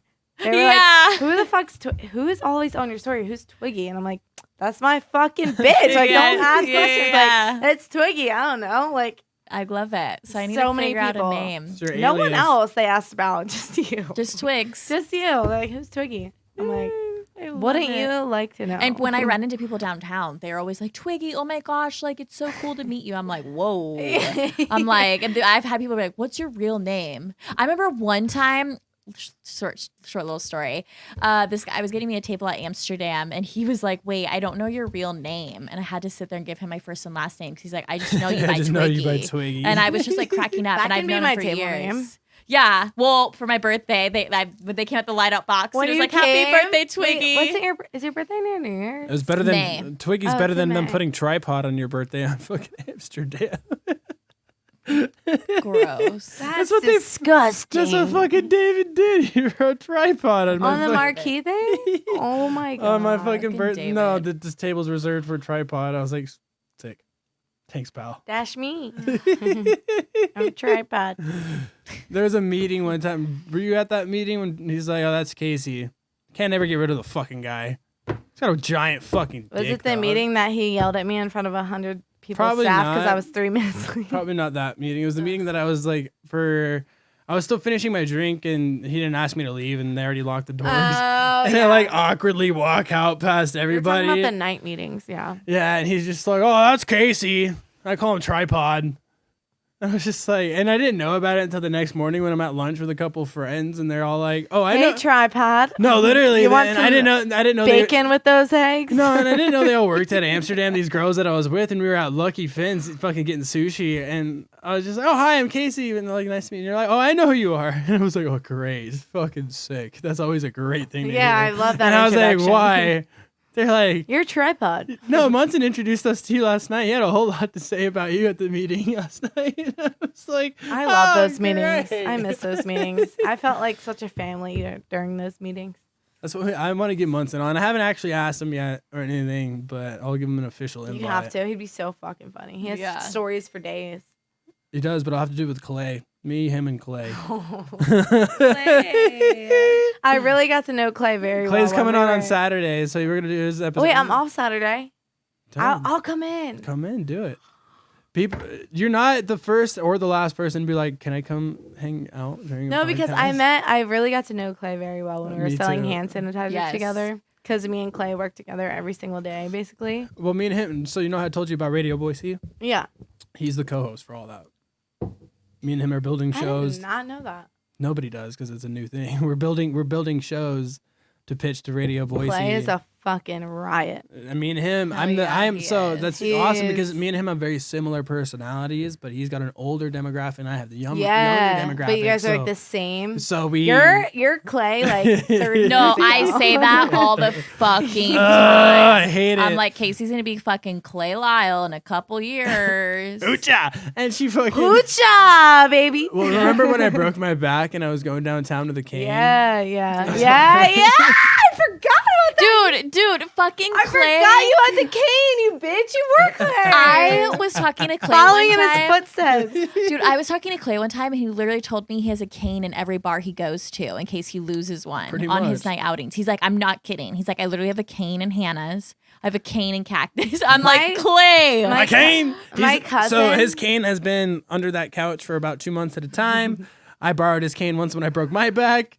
We Dude, shared the canes. fucking cane. Dude, have you seen So- Munson's so TikTok of Clay- fucking Clay at the gym and like he's like struggling So- and Munson's like just our daily workout. I'm like fucking Munson. So and Clay has this one I'm fucking gonna joke, find and it's it. so funny. He's like, so this cane will break over the head 9 out of 10 times by personal case study done by yours truly in 3 separate studies. And I'm like, what? You've had your own cane broken over your head 3 times? He's like, yes.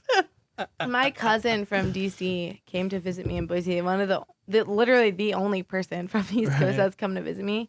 And he was just here like owning, like I would be working and he was just like, I'm going to go out fucking. He's like probably like in his 30s and just Right. like doesn't care. Like he's just going to go have a fun time. And like I remember at the end of the night, he came back to the bar with Clay and they were screaming. And I was like, you met fucking met Clay? the He's guy? like, this is my what's best funny? friend. My I'm sister like, knows yo, Clay you're too. best friends with Clay in like one day. Like My sister did the same thing. I've known him for years from working at the bars, and my sister used to work at Torch, and she was like, wait a minute, you know that motherfucker? Like, Kucha Clay? And I was like, what? Pucha. And that was after I'd known him well. Let Wait, me wait, see. wait. It's the funniest fucking thing. He's like my pirate friend Clay and his crippled leg. Look at him, look at him. The song. I mean, fuck, at least he's at the gym. He kills it, man. He's a fucking I monster. love it. I would I never love it. fight. No, when I was But working listen, with him for so Hanson, do me a it favor was- real quick. Open Spotify on your phone. Okay. It's open. Okay. Go to YoungBloodPodcast, all one word. And the preview on my podcast is actually the episode with Clay. Just play it and then go like halfway through and just like play some of him talking, and it's dude, he's just fucking money. I love it when you go out and you just see a giant cowboy hat and you know it's him. Yeah, I have so many Snapchats. Oh, you see a cowboy hat and a little limp. Yeah. Wasn't he there that one A time? little limp. Remember when like me and you went to that house party? Ooh-cha! And we were like gonna meet Clay there when we were sitting on the washer and we took that photo shoot. Yeah, Sunday that was fucking that. Monday. He was there. You were there. Yeah, Yes. and my And then And then we crazy got friend. kicked out. Yes, and Clay was like calling me. And he was doing Clay- like rat shit, and I was like, Clay, what the fuck?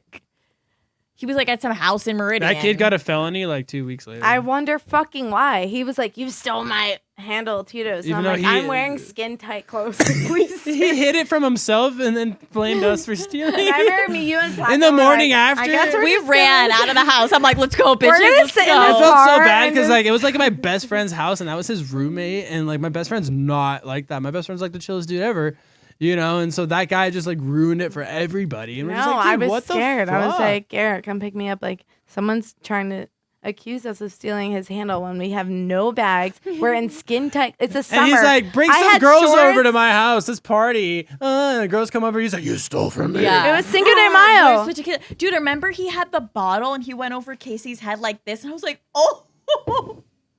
And I was like, I'm out. And we ran to the car and just had a dance party, like right outside at the car. Yeah. Oh, Dude, me and good Camden got the times. cops called on us at that house one time for singing Journey in the backyard. No. Well, where were the cops that night? 'Cause we No, knew go. them. Did you? Yeah. You got halfway there. Are you I there? have it. Play it halfway through. On the top, the first episode. It's the preview episode with Clay. Wait, Lyle. how do I get that part down? There it is. I don't know because there's a lot of episodes. Wait, what do you? Go halfway through. Wait. Fucking hockey athlete catches a size 13 flip flop on the ring, fucking wipes out, fucking spills a bunch of beer and fucking water, and the flip flop's already off because he fucking hung it up on there. Grabs it like a Flip flop. You can't even make this fucking shit up. Yeah. Hey, the halftime. We didn't. I who cares love about the ring? We also him. got this idiot fucking flip flop. He is so sweet. I love him. I literally love him. I love him so much. Lynn's a fucking helping towel. Starts cleaning up just because he doesn't want to do this fight. Slip. I have to be here on Saturday when you do that. I have to. I'm coming on Saturday. He's so I'm gonna- fucking funny, dude. His fucking voice, towel. his like voice alone gives me so Yeah. much joy. And it's like what's dope about him is he actually like means well. Exactly. Like I'm good at reading people, and Clay like he's Me party too. fucking He's he just party so fucking genuine. hard. But like when I have deep conversations with him about life, like he just He like lifts me listens up and supports and- me so much. And he's He's like like, Anna, "Listen, you're- he's like you're gonna a do great dad, things." and I'm like, bro, I love you. You're like fucking No, I 50 years know. old, and I love you. I He's spent only every 40. day in only quarantine 40. with him, and he He's getting like up there. loved He's me. only 40. No, it's only because he's hit hard at 40. He's almost. He's only 40. He's like 42 or 43. I have Okay. to pee. Okay. Go pee. Go pee. Go pee, girlfriend. Go pee. to pause I know, like No, you don't have to pause it. Anna's going to tell me a story. Should I pause it? No, just go pee. Okay. It's my bedtime. No, it's not. Yes, it is. No. What time is it, Anna? On a Wednesday night. 10:40, and I have to work tomorrow. It's not that late. You're fine. I'm like dead ass gonna dip. It's been real, fans. Love you. I have to do fucking adult shit. What, like work? Work. I have an internship. Fuck, I forgot I have to do that. Oh my So, God. ladies and gentlemen, let me just tell you this much. This is Young Blood Podcast, and the Miss Anna Waite has joined us for a good solid hour. And Not even. We start recording at 8:30. It's 10:30. We've been doing this for 2 hours. It's a good solid hour. My podcasts run long, and people like that. They like the content. They like what we talk about. They're here for the fun. They're here for the joy, and they're here for the amazing guests like Miss Anna Waite. We do thank you for your time, and thank you for coming on tonight. Surprise guest, the Yes. one, the only Miss Anna Waite. Thank you so much. My YouTube channel is coming soon. Stay tuned. And I will, like I said, produce it for you. We will help you with the editing. I will get you, like I said, you should take the audio from your YouTubes and make them into a show on Spotify and Apple. You should. Trust me. Okay. That's all I was trying to tell you. I was like, well, we'll do your YouTube, but we'll do it on all platforms. So that way it's on everything. You can Okay. make it a podcast. You can make it a YouTube show. And when you do, because I don't do audio. I take a video to post on the YouTube. And when I post my podcast on audio, I rip the audio from the video to post it. So it's just, so the audio is my video from YouTube. Got it. So make your video on YouTube and then let me do the rest. Okay. Si, senor. Si, senor. I fix. Okay. I fix. You're leaving? Yes. I have to work tomorrow. Oh, okay. I love I you. love you. I'll be in Mulligans soon. Well, Or we can do yeah. something outside of Yeah. that. Because I don't really want to be there. I've like stayed away from the bars for so long now. I'm like, what is that life anymore? You don't want to. It's not a great. It's fun when it's fun, but when It's fun like not, one it's time like, out of every like. We're 2 still months. live, ladies and gentlemen, by Oh, the okay. way. Like Still fuck, live. I love getting shitty, but Fuck, I love getting. Oh, No, you just I like know, twerking, 'cause baby. The one Sunday I had with you, that was the funnest day of my whole entire life. bro, I we had think. fun. I died when you literally were like, "Bitch, you're taking these fucking shots, No, and you're I- still standing." No, and I'm like, I was like, how? I'm dead. How the fuck are you doing it? Speaking of, Oh, serve them up, fam. "Oh, shot." would you like a shot before you leave? A shot. Would you like to shoot a shot? I know. I was gonna get tequila, but I'm broke, and this is what was in my kitchen. So Dude, that's the good thing. Like, these podcasts, I've gotten some really good feedback about the length. People don't like tuning into a podcast and it ending super quick. yeah. I like a good long, like, hour You to can 2 always- hours is like you usually can, good like, money. Pick and choose. Like I don't know. Well, I feel like podcasts I feel like the Are like an lengthier older it gets, demographic.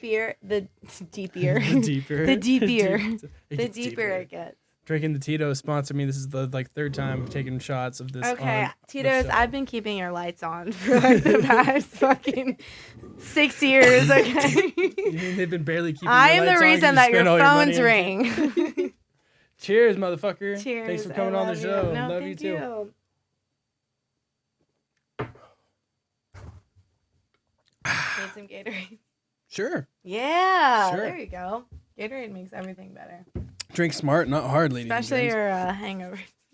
Oh, dude, Pedialyte. You know they have the Pedialyte Sport The now. pops. No, they have Pedialyte Sport.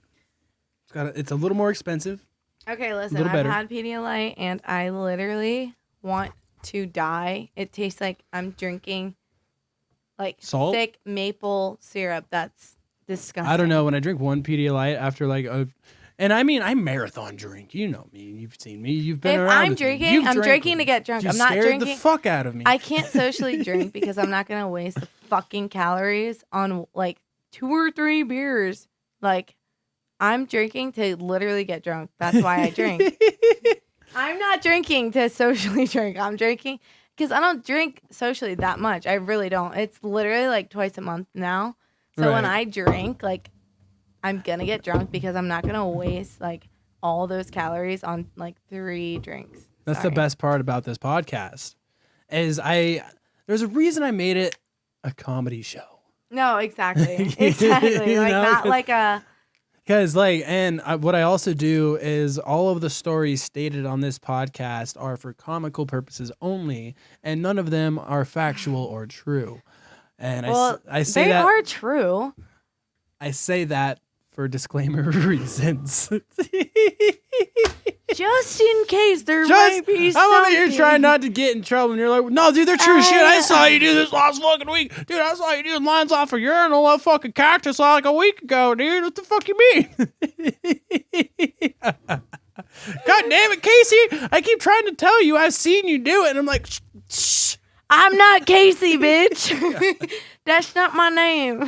And I'm going to tell you this Go much, the man. fuck away right now. So Clay Lyle, we played a little bit of his episode, and you guys, I can tell you what, like he's done nothing but be an He's advocate. amazing. Yeah, he's done nothing but be an advocate for this and be an advocate for me, and he was also a little bit of inspiration for the start of this, because like when I told him I wanted to do stand up one night, he's dead ass was like, stand up. Fucking do it, bitch. Stop Give me- being a pussy. Give me your bit. No, he said, give me your bit. Don't tell me. He didn't say tell me a joke. He's literally He said if you're gonna fucking- stand up and do an open mic, Well, you're real. go do it. That's you know? the thing. Like, you're like real about it. It's not like Right. you're like, knock knock. Come on, guys. What, like, dude, one thing I heard that's crazy to me, and I love the whole idea of it, is AA members. Like, those are some of the funniest fucking people you'll ever meet, because all they're doing is telling stories about how they got fucked up all the time and all this Don't stupid you love that? shit. That's how, But they just find the light at the end of the tunnel, and because they lived through it. And they're here And to I've tell listened the to a few story. podcasts where they talk about this situation, and they're like, dude, these motherfuckers, it sounds like they're trying to get up for a bit. Like, they're up there and they're fucking But dropping they're really just telling it punchlines. how it was. They're dropping punchlines. They got the build up. There's a full backstory. The greatest you know? thing, my greatest one-liners come from like 80-year-old people that have lived through this and have told this story. I swear to God. And I'll like say it and everyone here is like, oh, that was great. And I'm like, I got that from my 70-year-old grandma. So thank you. It's one of the craziest stories that I have to this day. Was when I was like 18, 19 years old, living in Compton. And I worked at an old people home in Bellflower, LA. Oh, shit. Dude. What'd you do there? I served them food. And so this... Oh my God, that's my dream Bro, job. this is all theoretical. Like none of this is true. That's my Listen. dream. I love old people. So Okay. like my first couple of days of this job, you know, I'm just fucking my first day, you know. I'm already being interviewed by this very, very strong Latina woman, and like I'm a little white boy. So I'm like, oh fuck, dude! Like I don't even speak Spanish, you know. And she Right, yeah. clearly speaks Spanish as her first language, and is interviewing me in her second language. You know what I mean? Like, so I'm like, all right, fuck, I'm already not winning right now. Here we go. So tight. I am not in the fucking end zone right now. Cool, sick. So Yeah. I get the job, right? And Of course you do.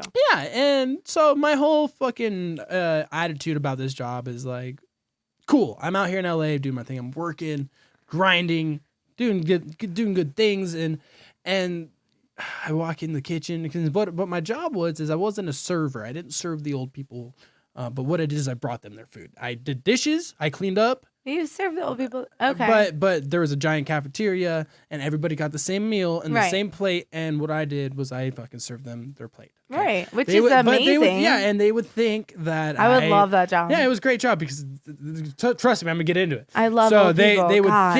think though. So do I. They're amazing. No, I literally listen, love them. I know we got into that. Okay. And so what I would do is be treated kind of like a server by these older people because they're used to going Right. to restaurants and they think that the guy bringing them a plate is the guy who's also their server. So Right. they'd be like, Gaston, I need my shit. And I'd be like, fuck, Yeah. I don't serve. I just Where the fuck is my ranch? no, dude. Oh god, there's this one lady. Juice. And she had like cerebral palsy and she was all fucked up and like the I second love cerebral palsy dude, the people. second I walk out of the fucking kitchen, like, and she was in the back corner, you know, and like the second I walk out of the kitchen with my fucking pile of plates and juice, you know, I just kick the door open and walk, dude, fucking start my day, you trying got to trays on your shoulders, trying to on your fuck head, the like, day up, you know, just who trying wants to it? just trying to own it. I'm just trying to make the best out of my day on this job, you know, and like, let me get back a little bit, rewind. First day on this job, I'm convinced that there's not a single English-speaking person in the entire building. You know, so I'm the only person who speaks English, and that's okay. You know, To you. at all. Everybody is a Spanish-dominant person. And, Okay, and okay. that's just me. I don't speak Spanish, Right, but I right, understand Spanish very well because I grew up in LA. I grew up in a kitchen in but Delaware, to me, and that's a lot also of them just a are very Hispanic, and they intimidating. taught me very well. Yeah, but that's just an intimidating work environment because I like to talk. I like to communicate. I like to make Right. friends, and I like to make the day go by faster. And like, Yeah. But you make connections. my first with day, all people. these older CNAs and older nurses and shit are calling me Rambo, because I had this long mullet, you know, and I was this white boy. And they say Rambo They like called the you dance. Rambo? They called me Rambo. Why? Because I had a mullet. And I wear headbands, and they're like, Rambo! And I was like, what's up? They're like, Rambo dance. And I would dance, and they'd be like, Buenos dias, Rambo. And I'd be like, what's up, man? You know? Yeah. Yeah, all the time, every morning. ¿Qué pasa? I know, every baby? morning I walk in, and, Buenos dias, Rambo. And I'd be like, hey, what's up? What's happening? And Rambo in the house, you know? They and I loved love you. it. They and loved you. And, you know, like I said, and this is when I was still super convinced that not a single person in the entire building spoke English. Right. And so I walk into the back kitchen, and I'm the dishwasher / server, so I know I'm like, all right, cool. Whoever's working in the kitchen, I'm working with. Like, they're here all the time. Right. I see this big, black, burly bro, you know, big motherfucker. And I'm like, fucking sick. This is my homie, you know, this is the one fool who I'm a fucking, he speaks English, dead ass. And I walk in there, and, you know, and he's just like, what's... First thing this motherfucking guy says to me is like, ¿Qué pasó? And I'm like, God fucking damn it! God, I thought. And he speaks nothing but just dead He Spanish. didn't speak English? No, he's from Cuba. And he just spoke fucking Spanish. And he was like, Buenos dias, gringo. What's up, güero? And I was like, God damn. And I was like, you too, bro. You too. You know, and that's what also You're why. like, hola. And I was just like, ¿Cómo estás? No speak de español. Okay. You know, but And then did he? no, he spoke a little English, but he spoke heavy Spanish. You know, everybody there spoke Spanish. But the one guy that I thought I was convinced spoke some English, I was like, what's up, homie? He was like, ¿Cómo estás? I was like, God damn it. Yeah. Fuck. Giant black dude, you know. You can And- learn a lot from this. And no, like, I did. I learned a ton. That's where I picked up a lot of my Spanish. That's where I picked up a lot of culture working. That's in how shit I like that. picked up But, mine. So the crazy thing about it is there was a lot of the residents, the older people that I would Right. serve every day that I would still interact with and talk to. And when I would interact and talk with these guys, a lot of them did speak English, but all the staff did not. The staff did not speak English. They were Spanish-speaking staff. Okay. So there were some of the people that I would hang out with and meet with and as their server, as their dude who came and brought them food every fucking Right, day. yeah, They're like you're you're my gonna- boy, what's up, dude? Some of them would know to make friends with the guy who brings them food because they were fucking smart. Absolutely. Friends enough to where there was one day when I'm sitting outside of my fucking smoke break and I'm hitting my dab pen. And this is back in the day when dab pens weren't dab cartridge pens. They were actually, this is 2014. Oh, So I dab didn't even know pens those existed. So no, they didn't. What they were fucking Huge. little vape e-cigarettes that had a coil on it that It was like a fake e-cigarette. that you put a dab You had onto, to manually do it. that you put a dab onto and you ripped it like a coil and you just get fucked up off these things. It wasn't just like a little rip off a little dab fucking cartridge. I can't even do No, one it was little like rip. dead I'll ass get taking a so fucking weird. red hot nail dab in your homie's fucking back room, walking out into your class the next moment like fucking blitzkrieg red eyes. That's what I was doing in the back room, right? And this was at the old people home. And I literally could not. I wouldn't and be so able. this old woman, I'd be under this the old woman fucking knew. fryer. She knew I was about it. You know, she knew I was cool. Because like what I would also do, being the food server, this job came with some weird perks because like sometimes the old people didn't take their pills. Of that, did they like pretend to swallow? They pretended to swallow and just leave on the table, and I bust all the tables. So sometimes I just come up on a fucking pile of pills, and I'd be like, "Well, I'm not gonna throw these away." So what I would These do? aren't gonna go to waste. No, so what I would do is I'd take them home and I would fucking pill ID what all these pills are, and sometimes it'd be some fucking Shit. some shit, you know. And this was when I was like 18 years old, being a fucking idiot heathen in LA. And like, yeah, give me You know? that. And the funny thing is I had this one lady come up to me. She was one of my residents. You know, I fed her food every day. She was an old black badass woman, cool lady, Georgia accent, you know, and Southern. She's like, honey, let me ask you a question. I was like, what's up, baby? What can I do for you? She's like, baby, you know where I can get some OxyContin? I know you about it. I got some in my pocket. No, she's like, I know you about it. Just like, go ask your friends. Like, give me some OxyContin. I'll hook you up. I'll pay With you. what? I'll pay you. Oh. And I was just like, Bertha, fucking goddamn. What do I do? Don't put me in this predicament. That See, shit happened. the That shit people happened. like, But what was the trippiest thing about that job was there would be some days where Bill would not be there the next day. And you'd be like, you'd talk to one of them. where the fuck is Bill? Hey, Lupe. ¿Cómo estás, Bill? Yeah. And Gone. She'd be like, fuera. Oh, I'd be like, oh, no, fuck. that's sad. I See, that's why know. I couldn't work there because I love old people so much. I could not fucking do that. I couldn't.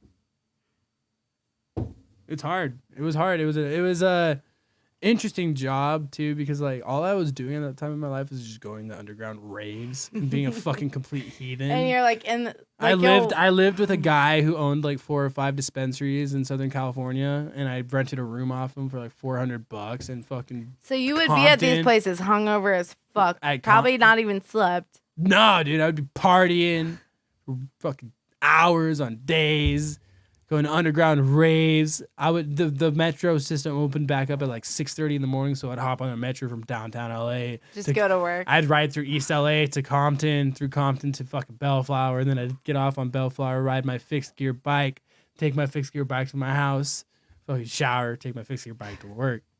Like I was a heathen when I lived in LA. Sometimes you showered, maybe. Not every time. Oh, when I did, I broke the shower. I got in big trouble from my College. landlord. I'll take some baby wipes. No, I'll be I got in big fine. trouble from my landlord once because he like comes home one day and the fucking soap dispenser is the soap holder is completely broken off because I like had a girl over that like weekend. Things happen. Things happen. Things The soap happen, and dispenser. we broke the soap dispenser off. And they're like, "Dude, what the fuck?" And I was like, It's not my fault. "I'll fix it." And this is before I was a contractor too, so I couldn't really say I'll fix it. You know what I mean? Like, I promise I'll hire someone to like fix right it. now, like I could say that, be like, bitch, I own a company. I'll take care of it. Fuck Yeah. you. Like I do tile for a living. I'll make it better. They were like, dude, you're 18 years old and fucking wet. Like, no, fuck you. Like, and they were so mad. That at happened to me one time. I was like partying. So I'm from Dover, Delaware, and that has like, okay, oh. I'm from Dover, Delaware. He's spelling O's with my jewel, so in case anyone can't see what's Jewel. happening. So I worked at the NASCAR Speedway, like.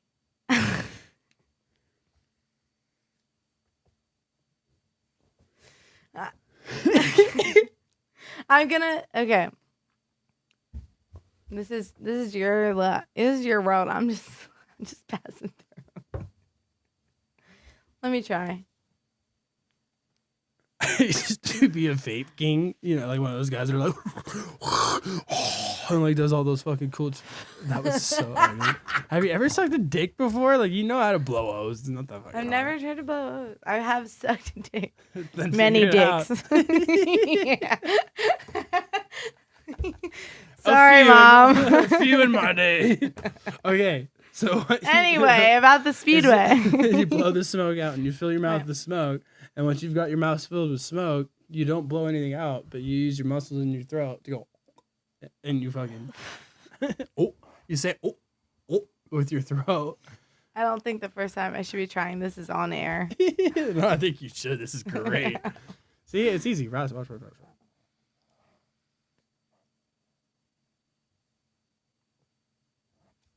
I hate you and your O's. Fuck you.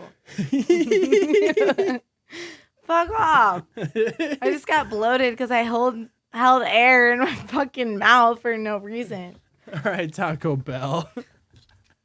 I had some yesterday. Got me pretty bloated. That's when I get bloated, not from hitting vapes. All right. I sucked air that I didn't let out, and that's what happened. Okay. Tito's, ladies and gentlemen, sponsor me. Drunk History. We're gonna start a new series.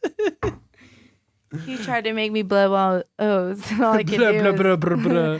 Anyway. The Speedway. I don't even remember. Oh. The Speedway. It doesn't matter. I'm done with that subject. No, you're gonna continue it. You got this. I believe in you. So, I don't know the relevance though. There isn't any. It's a comedy podcast. Talk about. So I was working at a NASCAR speedway in Dover, Delaware. You had so many Dover weird jobs. NASCAR. You do karate. Okay, listen, NASCAR I've speedway, worked like 30 jobs in my bartend. life. I'm a hustler, okay? I just have to make money when I can. Where are you? And if my face makes me money, I'm going to do it, okay? I didn't choose this face. This face chose me. So, parents must be proud or really ugly because you know. No, they're very beautiful. Really? Yeah. Ugly parents make pretty kids. I don't know where I came in because my parents are pretty. Actually, my dad's really ugly, but my mom's hot, so I guess it makes up for it. But anyway, I was working for a casino / speedway in Dover, Delaware, and I worked the NASCAR races. Okay. I worked in the box, the elite box, if you will. The VIP. They needed me to make tips. The VIP box. Like the like NASCAR races would come up and I would meet them. Oh my God, I've met NASCAR racers. Have you met Dale? I've touched Dale on the shoulder. Okay. Anyway, there's some rednecks out there that might bow down right now. They already have. They have to the side of that. Yeah. Yeah. Anyway, so I was working the NASCAR race and I live at the beach in Delaware, which is like an hour away from the NASCAR race, but I was working in Dover, whatever. Got hammered the night before at the beach. I had to be at work at like 8 a.m. Got there at 9 a.m. And my boss was like, like huge NASCAR race. Like it's like literally a national thing. And I'm just like, I'm fine. Like, and she's like, just get behind. Like I was like serving drinks. Get behind the bar.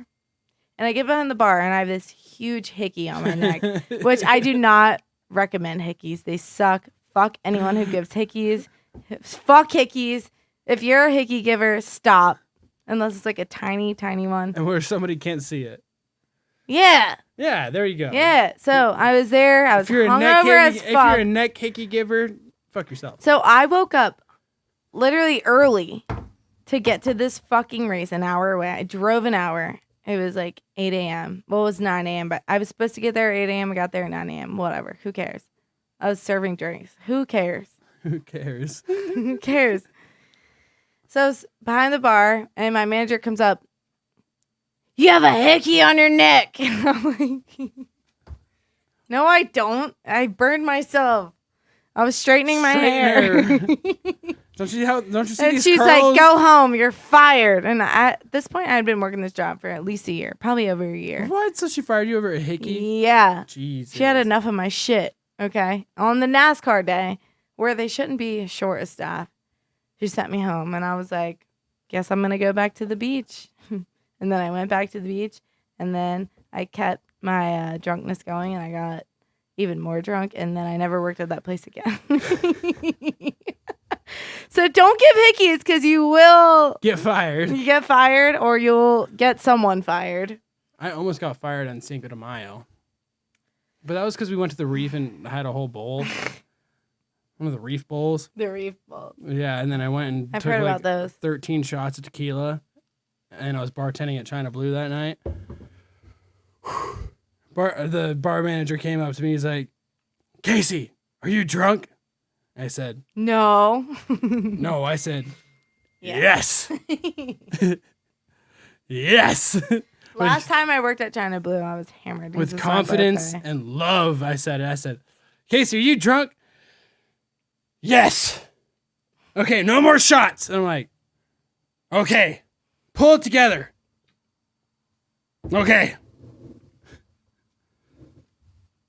All right. No more Patron." "Casey." You didn't say Tito's. It was Patron that night because it's Cinco de Mayo. Somebody says But I'm tequila. just and saying, I'm like, he said no more Patron, but he didn't say no more Tito's. fucking, oh, Christ. Fucking Christ. Well, All right. Well, that's it. That's all we have for you today. let's see, how far are we? That's it. Holy cow. All right. Ladies, gentlemen, boys, girls, and all of those in between. We've had a phenomenal podcast. We've hit about 2.5 hours. Of 3,000 subjects. Of 3,000 subjects. Tito's, do me a favor and sponsor me. Or me. Or me, anybody. And guys, if you're listening to this podcast, do me a favor. Check out my OnlyFans. Just kidding. I don't have an OnlyFans. I don't Not shake yet. my ass. Not yet. I don't shake my ass. I don't have premium content. But if you do want to see some behind the scenes content and get some exclusive follower fucking perks, do me a favor and subscribe on Patreon. All of the benefits go directly to the podcast and directly to the show. And they keep us going, guys. I spend money out of my own pocket to keep these. I know you're Mics so on. thankful. I am super thankful. No, like the viewers. They are. They're so thankful. And if They you are, should guys, be. go subscribe. Go do it. Help me out. You don't have to be a monthly subscriber, but even one subscription, go on there, sign up, help me out. And if I got to make a fans only and shake my ass, I'll do it. We'll make it happen. But, guys, this has been episode 34. I thought it was 33. No, 33 was safe. Oh, This is episode fuck. 34 of the Young Blood Damn. Podcast. And Leah, would you do me a favor and click on the stop recording button? We're out. Is there anything you want to say before you get out of here? I love you. And I hate you. Everybody, hoocha. Film up again. Wednesday, fucking fun day. Hoocha.